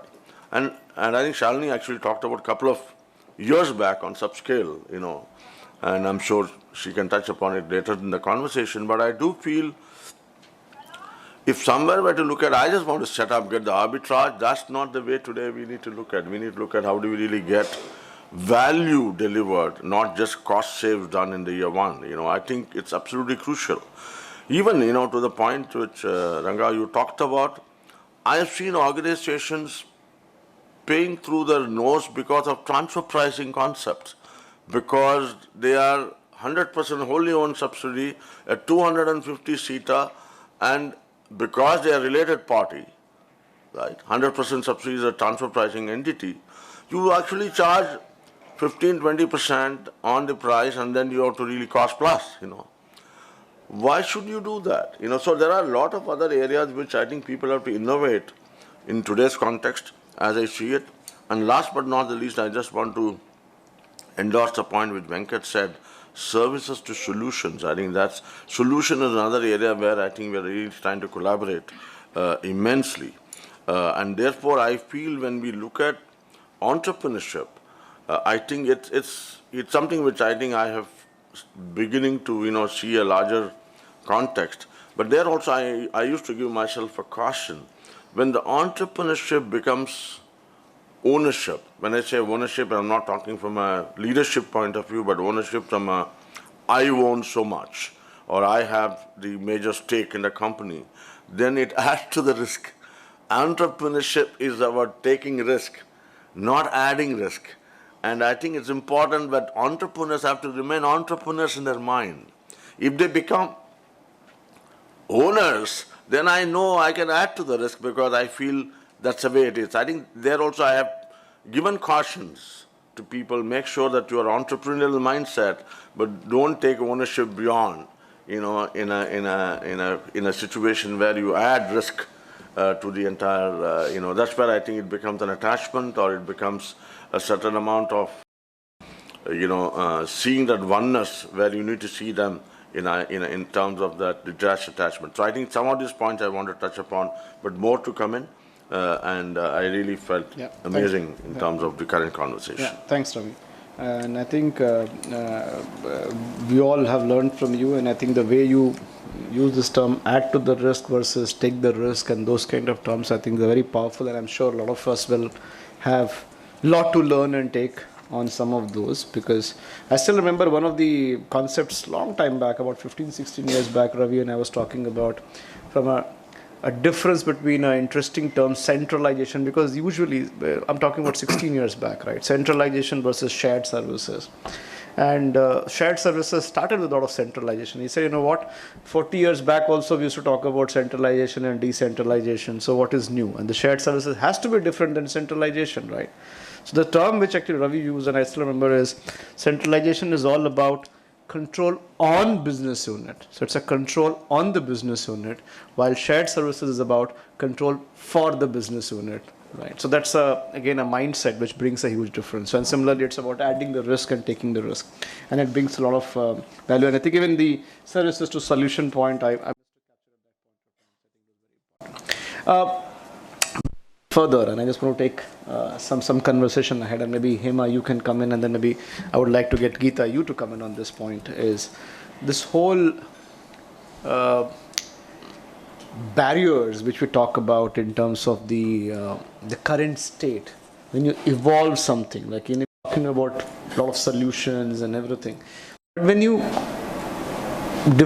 try to create something and build something, how much of the current situation or the past becomes a barrier for you, and how leaders who really play that entrepreneurial mindset tries to come out of that gravitational pull, if I can say, because the past is a barrier while you have to build on it. But sometimes, I can give you an example. For instance, there's an interesting saying. It's like, when you create a strategy, you still use past, but when you visualize, you are thinking future.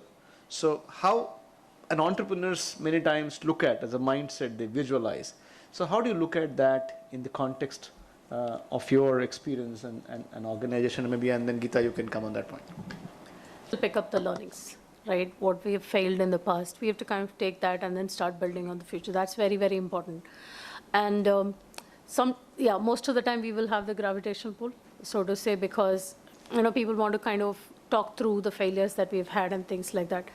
But again, coming back to the leadership entrepreneurial mindset, it's simple. So we can keep on saying that, okay, this metrics that we had so many of input compliance issues, blah, blah, blah, and those kind of things. But when you actually go into an entrepreneurial mindset, we kind of say that, okay, I'm going to help you solve this particular problem. This is how I'm going to influence this outcome for you. So that really helps.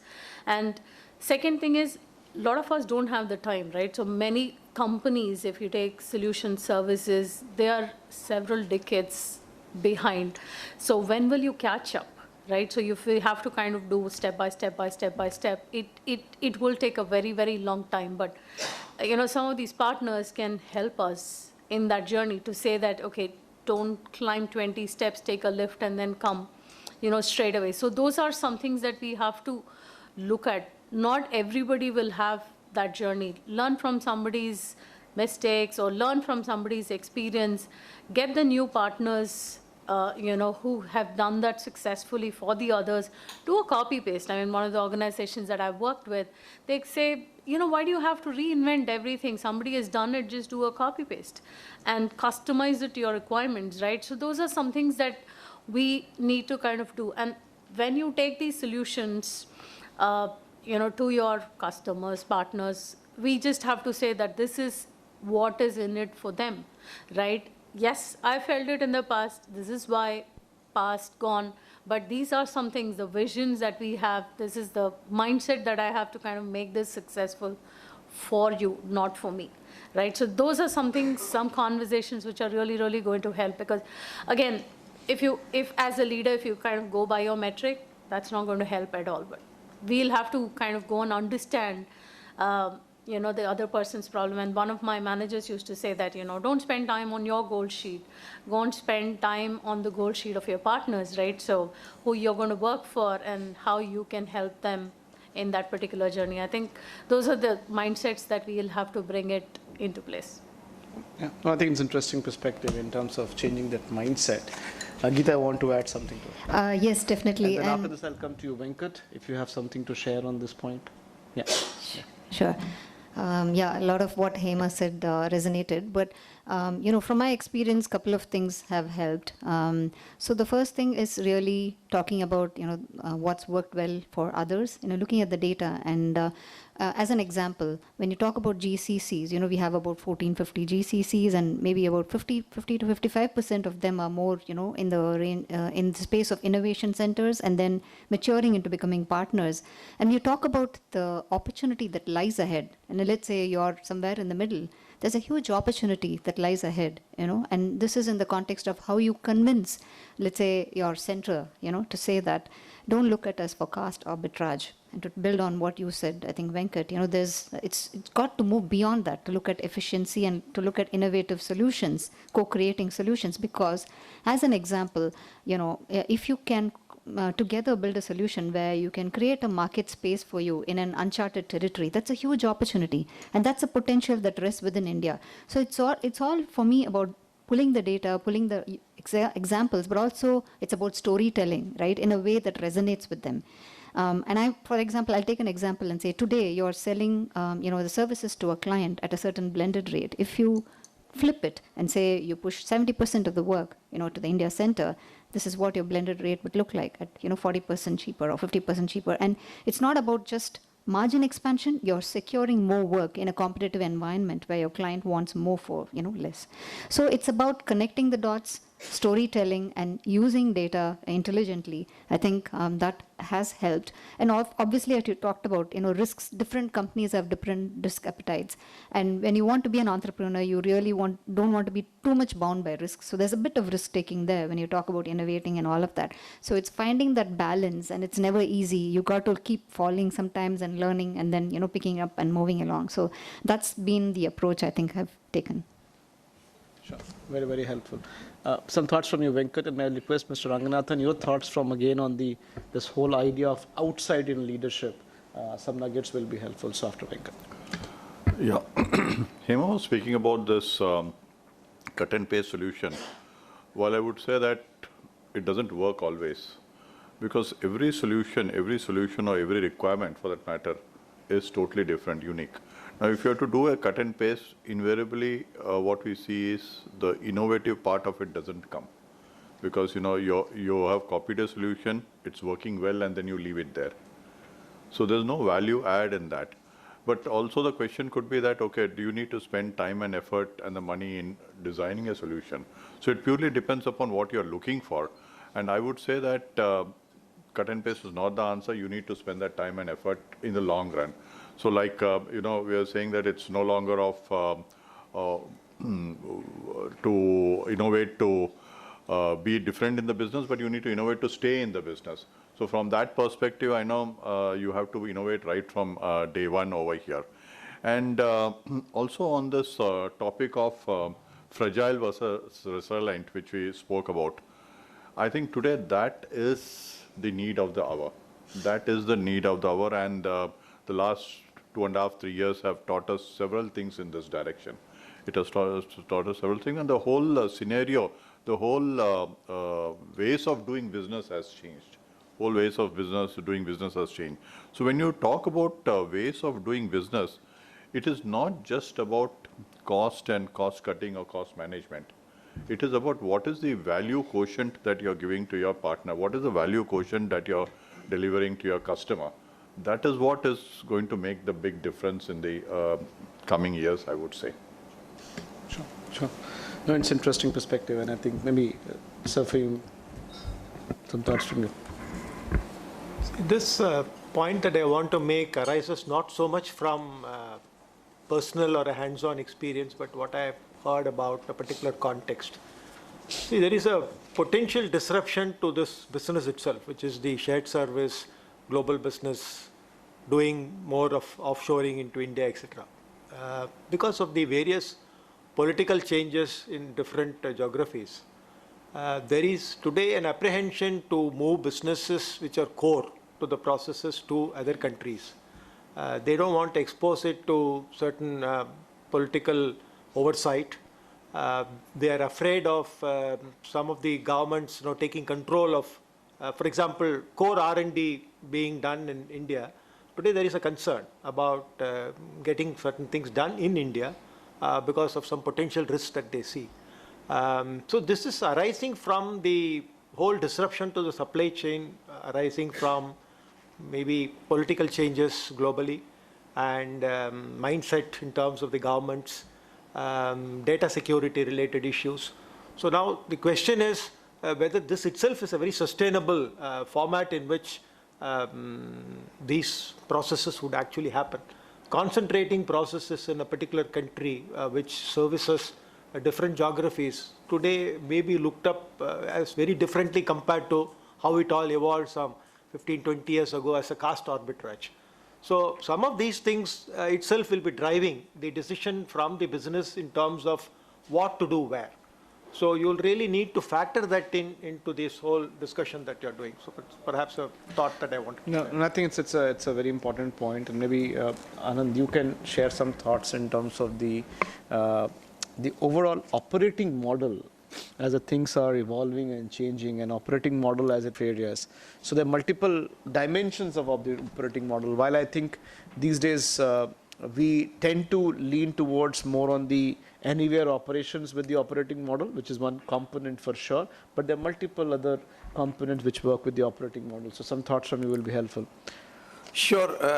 I think this entire operating model question in the context of innovation and moving beyond and visualizing beyond is a very critical one, and luckily a lot of innovation is already happening in this space. And as you rightly said, this model can be looked at not only from a locational perspective where, GV also talked about this hybrid, how much work from home versus working along with other colleagues sitting inside the office in the old classic way, and all those stuff. But it's also how do you actually construct the entire model of your operations of business services, which gives you the best buck for the money, okay, and best result out of the resources that you are able to invest in. And that's where I also link it back to my favorite topic of entrepreneurial thinking around it. That's where I can quickly share the experience that in our company itself, we have what we take pride in, that it is an innovative model, operating model by itself, global first, what we call a dedicated captive, which has a texture and a mindset of a captive, but the service orientation and operations on a arm's length basis as a third party service provider basis. And we have, I can go on and on, but basically what we are trying to combine here is the best of both worlds, where you keep the core of the innovation principles at the helm, right as you design any particular solution, and where we derive lot of capabilities from the ecosystem around us. So, especially when you give it a context of India, the entire technology stack which is building around us by very bright young minds, how do you collaborate and leverage on that in a business services context and still produce what gives best value for the customer. And that value, in fact, we also go beyond and we say that value cannot just be delivered, it has to be co-created. And to co-create value, you have to focus on, first visualize the potential of the value, identify it, and then measure it and, deliver it and then measure it. And a lot of our customer contracts are also designed around this entire value delivery, where we approach the customer with a clear proposition of, and this is where again another innovation, when the business services, one of the metric of measuring our growth has been traditionally in the FTE terms, and we are discarding it right up front. We are saying that there is only one starting point, one measure, a small little measure. It's the value delivered and how do you partake in that, share in that value that should, as an organization, be actually the real measure of your business growth. So these are a few quick thoughts, Rakesh. No, I think absolutely. And actually, I connect to an interesting quote from someone who was running a levers shared services, a gentleman by name K. Ramesh. Actually, I was having a chat with him long time back. I think must be in 2010/11, if I recall correctly. And he made a point, Rakesh, if I can keep the value created by the shared services, I would ask corporate not to fund me. Right, so that's a kind of value I generate, right? So the value is maybe sometime 2x, 3x, at least 1x of the cost of the entire center. That's the way we look at it, I think, and that's what Anand is talking about. Typically, many of the, there's another one, I'm just digressing for 30 seconds, and we've done a lot of survey and research where we have seen even the cost of, the term fully loaded cost is not very well appreciated or comprehended by many of the business services. They still look at more in terms of charge out or a cost plus, or look at more in terms of the personal cost connected, etc. I think that's another area where, again, it's a different level of maturity of the organizations, but I think even looking at simple things like fully loaded cost and the value delivered, there's a simple concept which we are talking these days about, at least 2x as we call it. If your fully loaded cost is X, you should be able to deliver 2x, and if not, and value, again, going back to the context, we said value is about in 3 pockets we define the value, not just the financial value, but financial value, governance value, and the experience value. If you connect this 1x to 2x, I think it is important. Sunil, we missed you for a lot of time. I know it was one of those days. But good to have you here, and I think maybe it will be helpful to hear from you a bit. We've been talking a lot on the areas of what we call innovation quotient and nurturing that innovation quotient, and we talked about quotient by design is a number and how to look at that. And I think while you are an organization where a lot of regulations, compliances, etc., how do you connect from a business services? That's another context, just want to give you a flavor. We were talking about business process and business services center, talking back to the businesses saying I can innovate and I can innovate for you as a business. So any different views or experiential stories from you, Sunil. Thank you. Good evening, everyone. Sorry about being late. So we serve the globe, and therefore we have our own set of standards. To put the things in perspective, you're talking about innovation quotient or the value quotient, which has been realized by shared service centers. I think there's no doubt in anybody's mind. We being an organization which doesn't work on the profit basis, but on a cost center basis, but still we have the same objective in mind.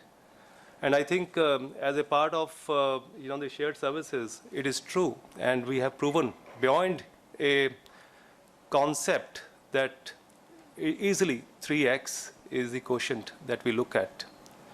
Now, you will be talking about World Bank, and World Bank on innovation quotient. It is, we are very high on that. And when we talk about innovation, we have two things in mind. One is client centricity, that we want to keep the impact on client in mind. And when we talk about client, it is our external client, whether it is our investors, whether it is our borrowers. We keep that in mind. Second is that we also want to look at our internal processes because we want to make it efficient. And that helps in terms of faster delivery, to improve our, whatever you call it, 3x or 2x, that is basically cost of delivering the services.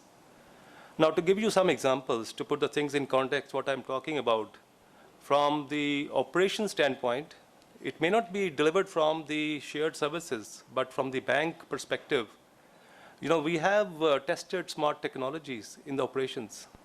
To give you an example, we have blockchain lab, and we kind of get money from the market, to invest in our developing nations. So we issued a bond, which is using blockchain technology.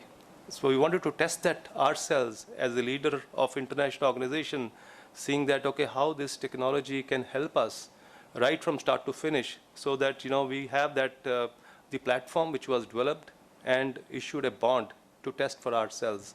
And it was quite successful. It was an Australian dollar bond that we issued. The second, the example that I can quote in terms of innovation is that, we do make a lot of investment in terms of health, in terms of looking at where we have to make our interventions. So we get a lot of data points in terms of how health indicators are trending based on investments that we make. And we use machine learning to read those data points and learn from that and see that whether the meaningful investment has been made in the relevant pockets where it should go to. And then we do kind of our own analysis using those technologies.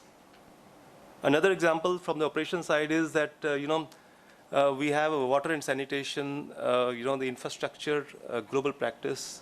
And it's in case of Kerala, we connected with the Kerala government to look at, there is a project, they want to know that where the irrigation levels, where the water supply can be channelized appropriately, because water is a scarce commodity. So we used Internet, IoT, Internet of Things, to kind of understand where the water is available, where it can be channelized, where it can be further regulated. So, these technologies we use for our developmental objectives. Now, coming to the shared service centers, our journey on the digital transformation has been only about, I would say, 4 years ago.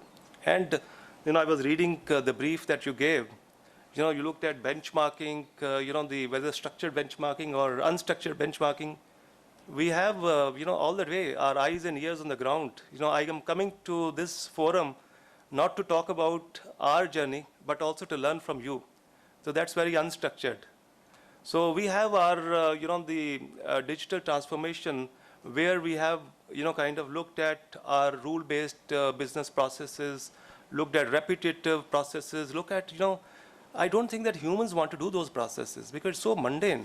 Nobody wants to kind of invest their time and energy, which is not meaningful, which other people can, other technologies can do it. So we started with the robotic process automation, and it was like in a bank, we have different units. which are very empowered units for rightly, and it works for us actually. So we have to have governance around that so that we can kind of make a business case and try to showcase the benefits and the ultimate, whatever the quotient that you're talking about, 3x or 2x. So by demonstrating the proof of concept, proving on that, and we started 4 years ago, now we have 100 plus bots. To give you an example, we serve about 120 countries from our shared service center. And each of the country has a requirement of funds. And they basically request funds replenishment on a periodic basis. And we said other humans were, kind of deployed to do that. And we said that it's so simple. Why humans should invest their time in that? Why can't bot do it? It's very rule-based. The requests come from country office. There will be some parameters, rules governing that, and we develop that technology. It works fine. So ultimately, there was a lot of skepticism when we kind of embark on these technologies because people always think that their jobs are going to go, and our motive was very clear, that it is not to take out the jobs. Rather, it is trying to create a bandwidth for people to do other jobs which they would be relevant for them in terms of the future of their work. So I think it has been working well, and it's not that we have reached the point of arrival. It's a journey that we are on to it. No, Thank you. Thanks, Sunil, for your perspectives. I think left with few minutes before I also allow a few questions from the audience, but I think just absolutely brief. I call it a little like rapid fire at the end of the sessions like this. And if you all can just keep it very brief on a couple of areas, want to take a quick comments from each one of you. And please do come in as if you have anything to add to it. I think the two areas, one is where I wanted to spend, I think a lot of has been talked in terms of the entrepreneurship. And if you're looking at outside in view, you connect with an ecosystem. And there's a term which Geoffrey Moore gave in 2019 called power of escape velocity. And I talked about gravitational pull. So as we are moving towards anti-fragility from resilience, you can always do it through the power of escape velocity. How many of you know what kind of a speed rocket needs to achieve to go beyond the gravitational pull? Any idea?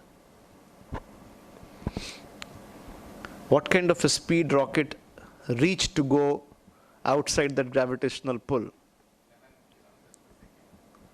Very precise, very close to that. It is 11.2 kilometers per second, which is about 4,000 kilometers per hour. Do you have any vehicle? किसी के पास ऐसी car which drives at 4,000 kilometers? We all are very ready to drive that, right? If you have a car. So as in the beginning, Ravi was talking about, it's a time, if you really want to go out of that gravitational pull, the only way you can go out of the gravitational pull is by taking that or achieving that escape velocity. That escape velocity for each of the organization will be different. In some cases, it will be like 11.2 kilometers per second, but it has to be that momentum where you can go out of that gravitational pull. And hence, one of the components of escape velocity is also about looking at, actually there's a three-dimension, Geoffrey Moore talks about the component, the systems and processes, and the business model. From the component points, and it is not about the people, it talks about capacity and capability.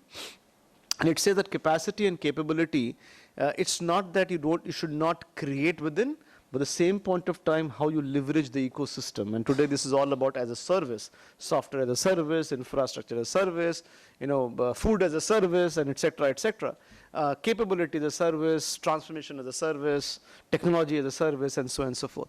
So how are we experiencing that?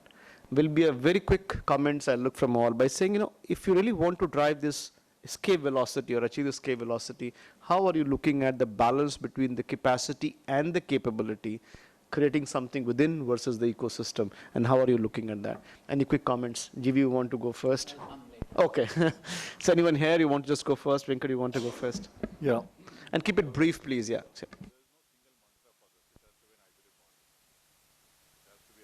It has to be a hybrid model. It has to be a combination of various things.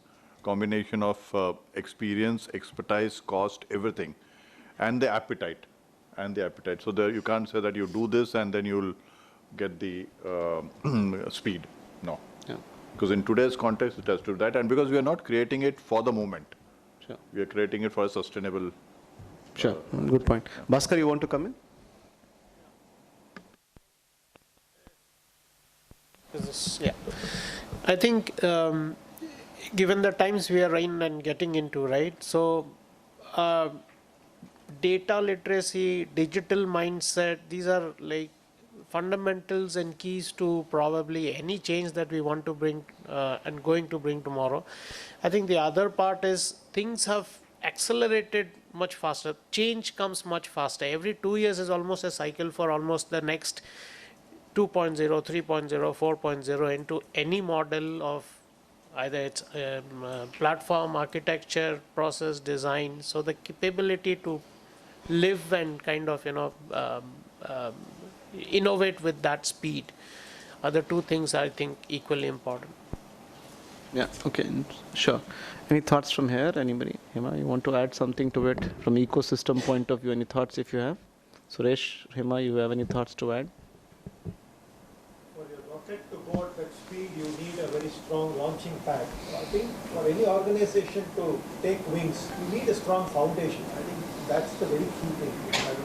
Very often people miss out on that point. Right. Just creating the right foundation for it to be able to. And just building on that point, Mr. Ranganathan, I think I also want to hear that thought between the balancing of that capacity and capability which you create in-house for everything versus looking at that ecosystem where there's a lot of as-a-service model available. How do you balance that is another point. So any thoughts on that? Yeah, Geetha, go ahead. Yeah, sorry. So I do want to mention that clearly, the future is all about partnerships and ecosystems and platforms, digital marketplaces. Nobody would have imagined the model that Uber and Airbnb came up with, right? They don't own resources, but they share. And it's all about network effects. I think in the context of our businesses as well, it's two things. One is unlearning, how we've been doing business and how we've been getting support from, internal sort of teams or, how are we able to source this outside. It's about unlearning and learning. And secondly, yeah, while I take your point, I think, Venkat, about, building it for the long term, I think also equally you should be willing to test it out for a short term and course correct if it doesn't work. Because then it gives you that advantage and flexibility to try out, let's say, even for your, hiring process. You can engage a partner who has a reach through digital means. So that's something we're doing. So I feel it's about being open-minded, being willing to unlearn and learn, and maybe take a bit of risk. Sure. Ravi, you want to go? Yeah, I just wanted to, again, going back to my manufacturing philosophy, I think the challenge in the business services space, they think ecosystem is outside the system. That is completely wrong. If I go to the manufacturing, they will tell ecosystem is part of my assembly. They will never say this is outside my assembly. Ecosystem is integral part of the organization. I think that's a mindset we have to shake. Ecosystem is not outside the system. You need to imagine the whole where make and buy has to coexist. It is not make versus buy. There will be some areas we have to take a call, but it is not about make versus buy all the time. It's about make and buy, and that holistic system has to be seen. Ecosystem is not outside the system. It's an important reminder I tell myself when I connect manufacturing to services. No, I think it's a very powerful point, Ravi, and I think we keep talking about shop-made versus bought-out, and we know many of the companies in manufacturing which they finally assemble everything.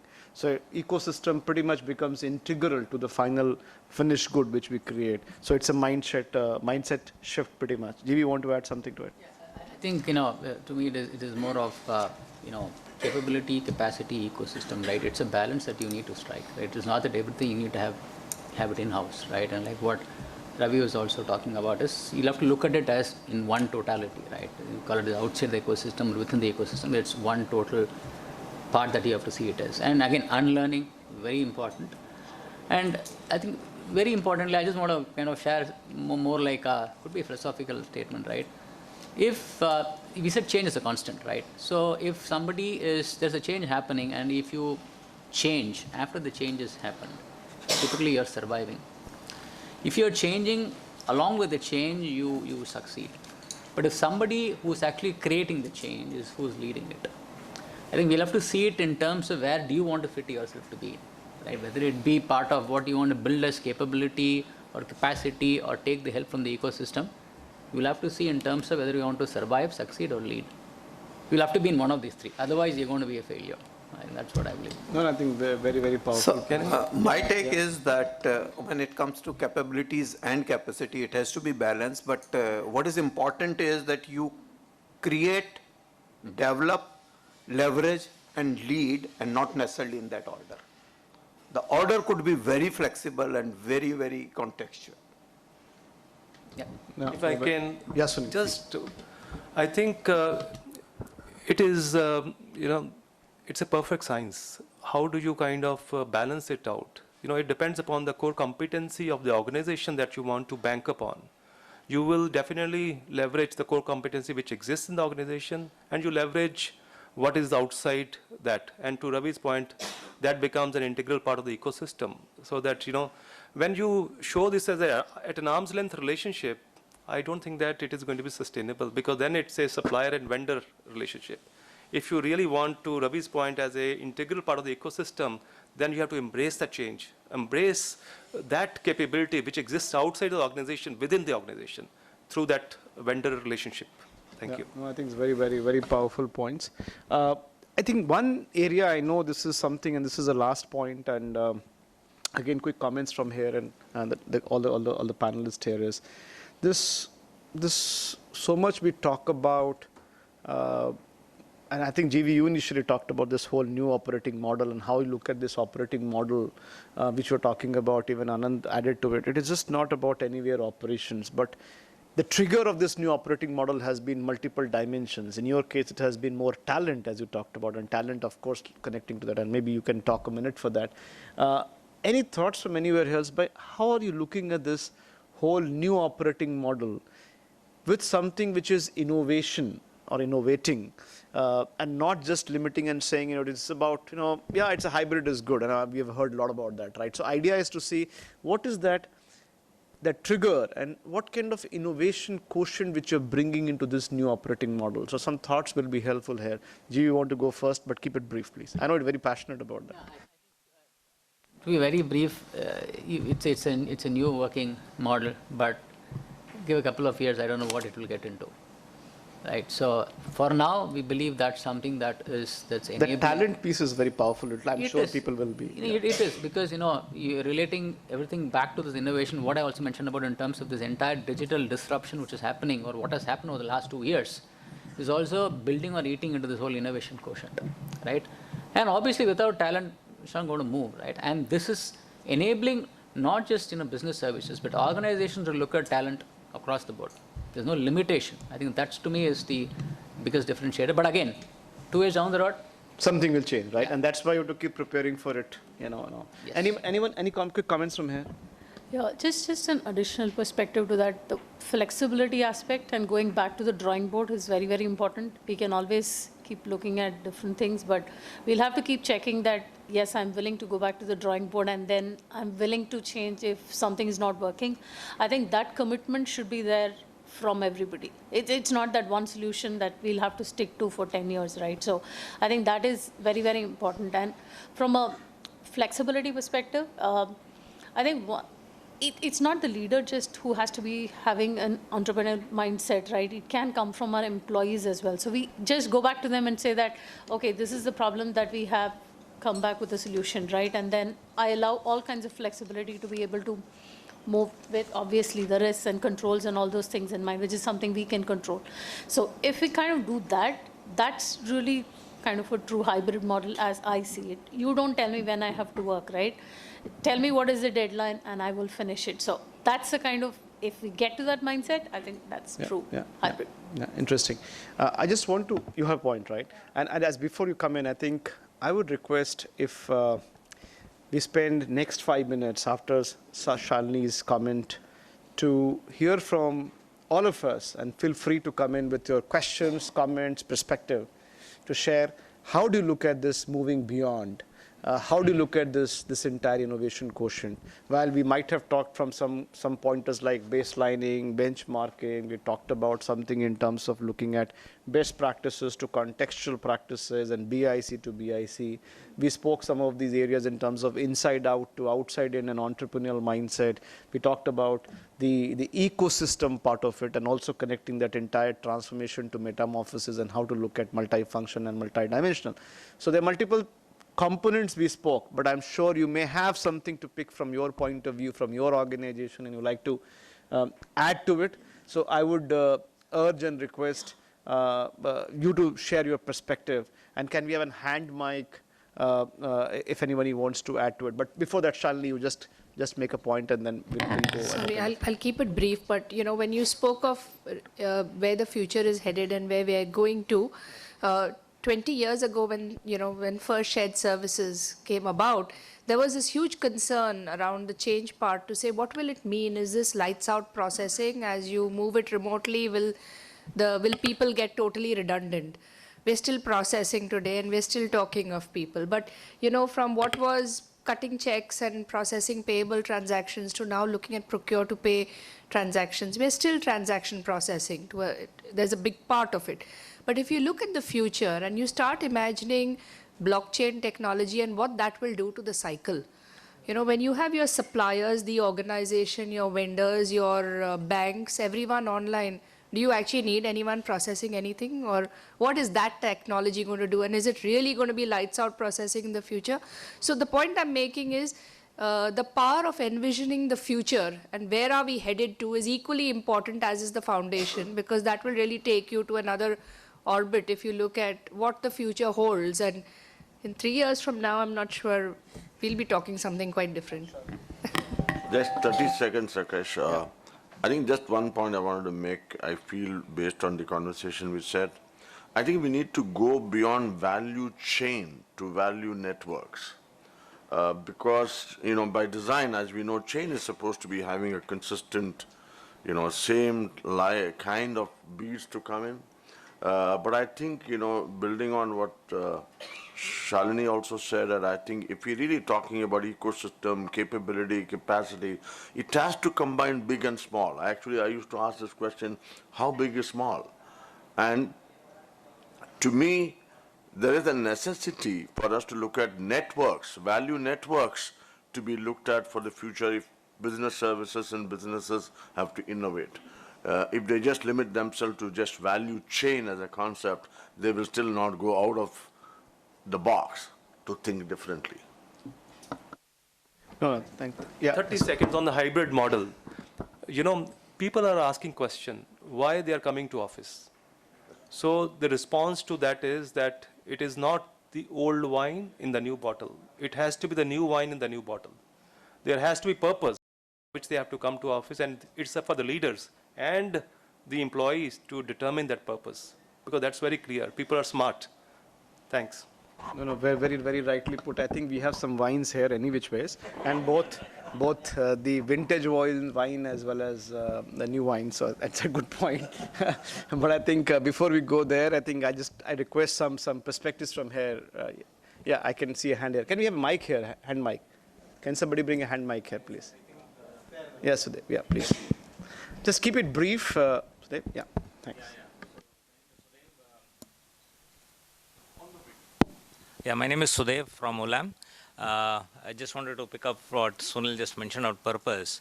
I think, especially linking back to innovation, I think research has shown that I think organizations with a higher purpose are able to drive innovation much better. I think the purpose, and especially coming from Olam, I think our purpose is reimagining agriculture, how we touch the livelihood of farmers, and so on and so forth. I think that will drive a lot, especially we are talking from a futuristic perspective. Second key point is, I think we talked a lot about process and technology, but I think the investment in the future has to be on people.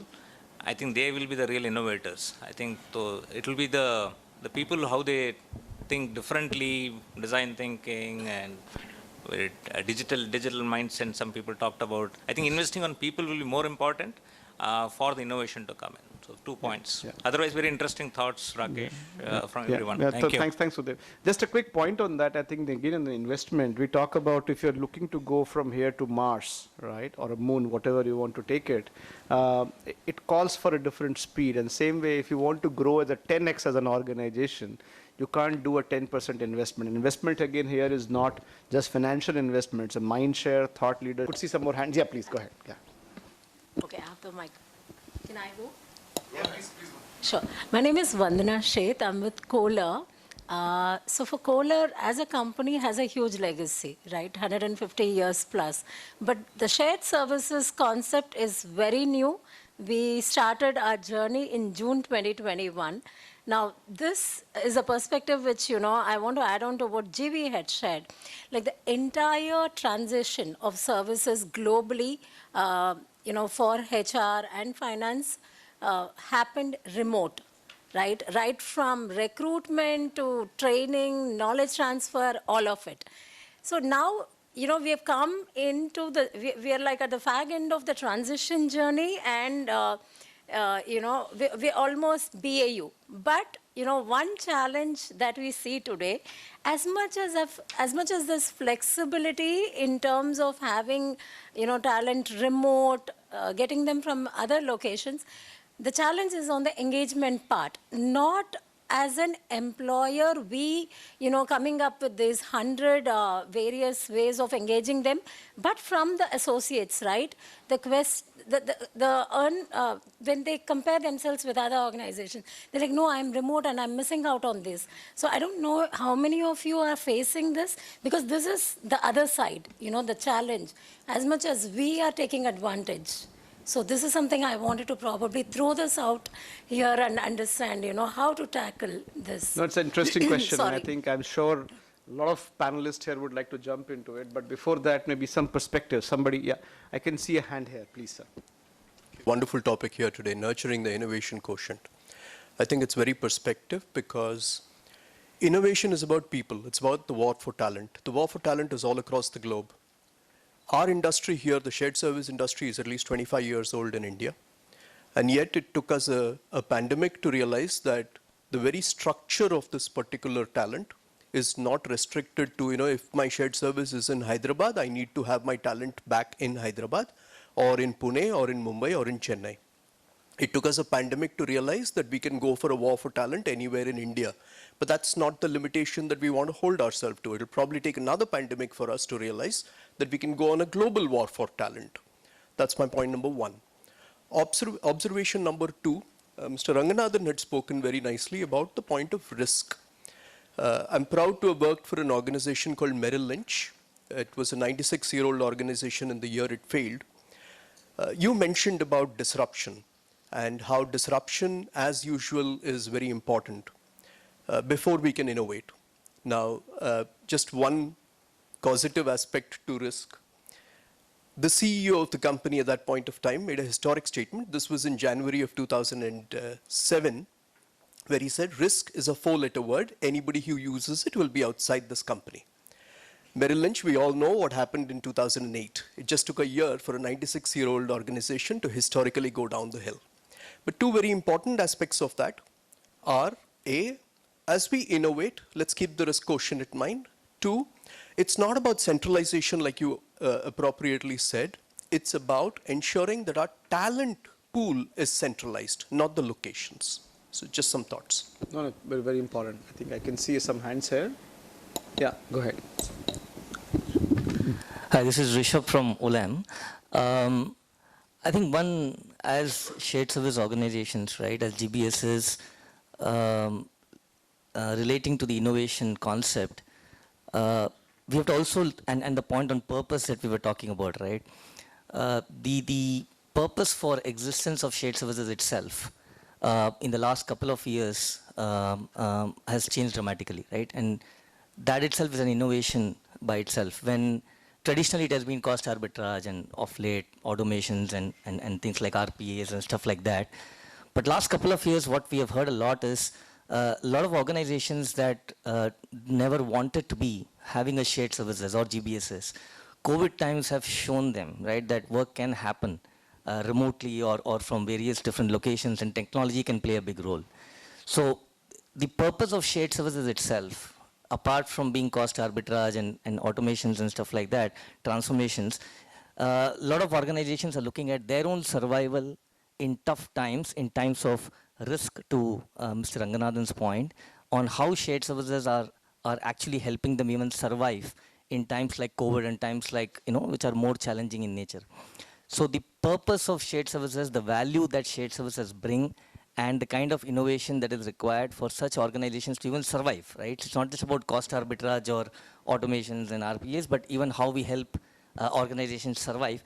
I think our own purpose as a shared services set up on need to innovatively think in times such as these on how we can add value to organizations, and not just about cost arbitrage and stuff like that, right? So, no, absolutely, very, very fair point. I think you have to think of how you contribute back to the business, and I would just add to it by just not just sustain, but even think of how you can further add to grow. That's another perspective which we keep thinking of. Yes, please.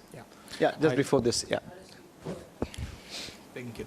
Hi, I'm Harris from Philips, and I lead the transformation team. So I really appreciate all the thoughts which is coming across, right? So innovation content, what we are talking about. I think one of the things which I wanted to share is we are sitting in a gold mine when we talk about shared services. I think somebody touched upon this point. I'm sorry, I don't recall who did that. We have options of looking at what happens across different regions, countries, processes, right? Let's take, if you take a particular country, they can only see what's happening within them. But we take processes, like example, we have FP&A process. We do it for across the globe.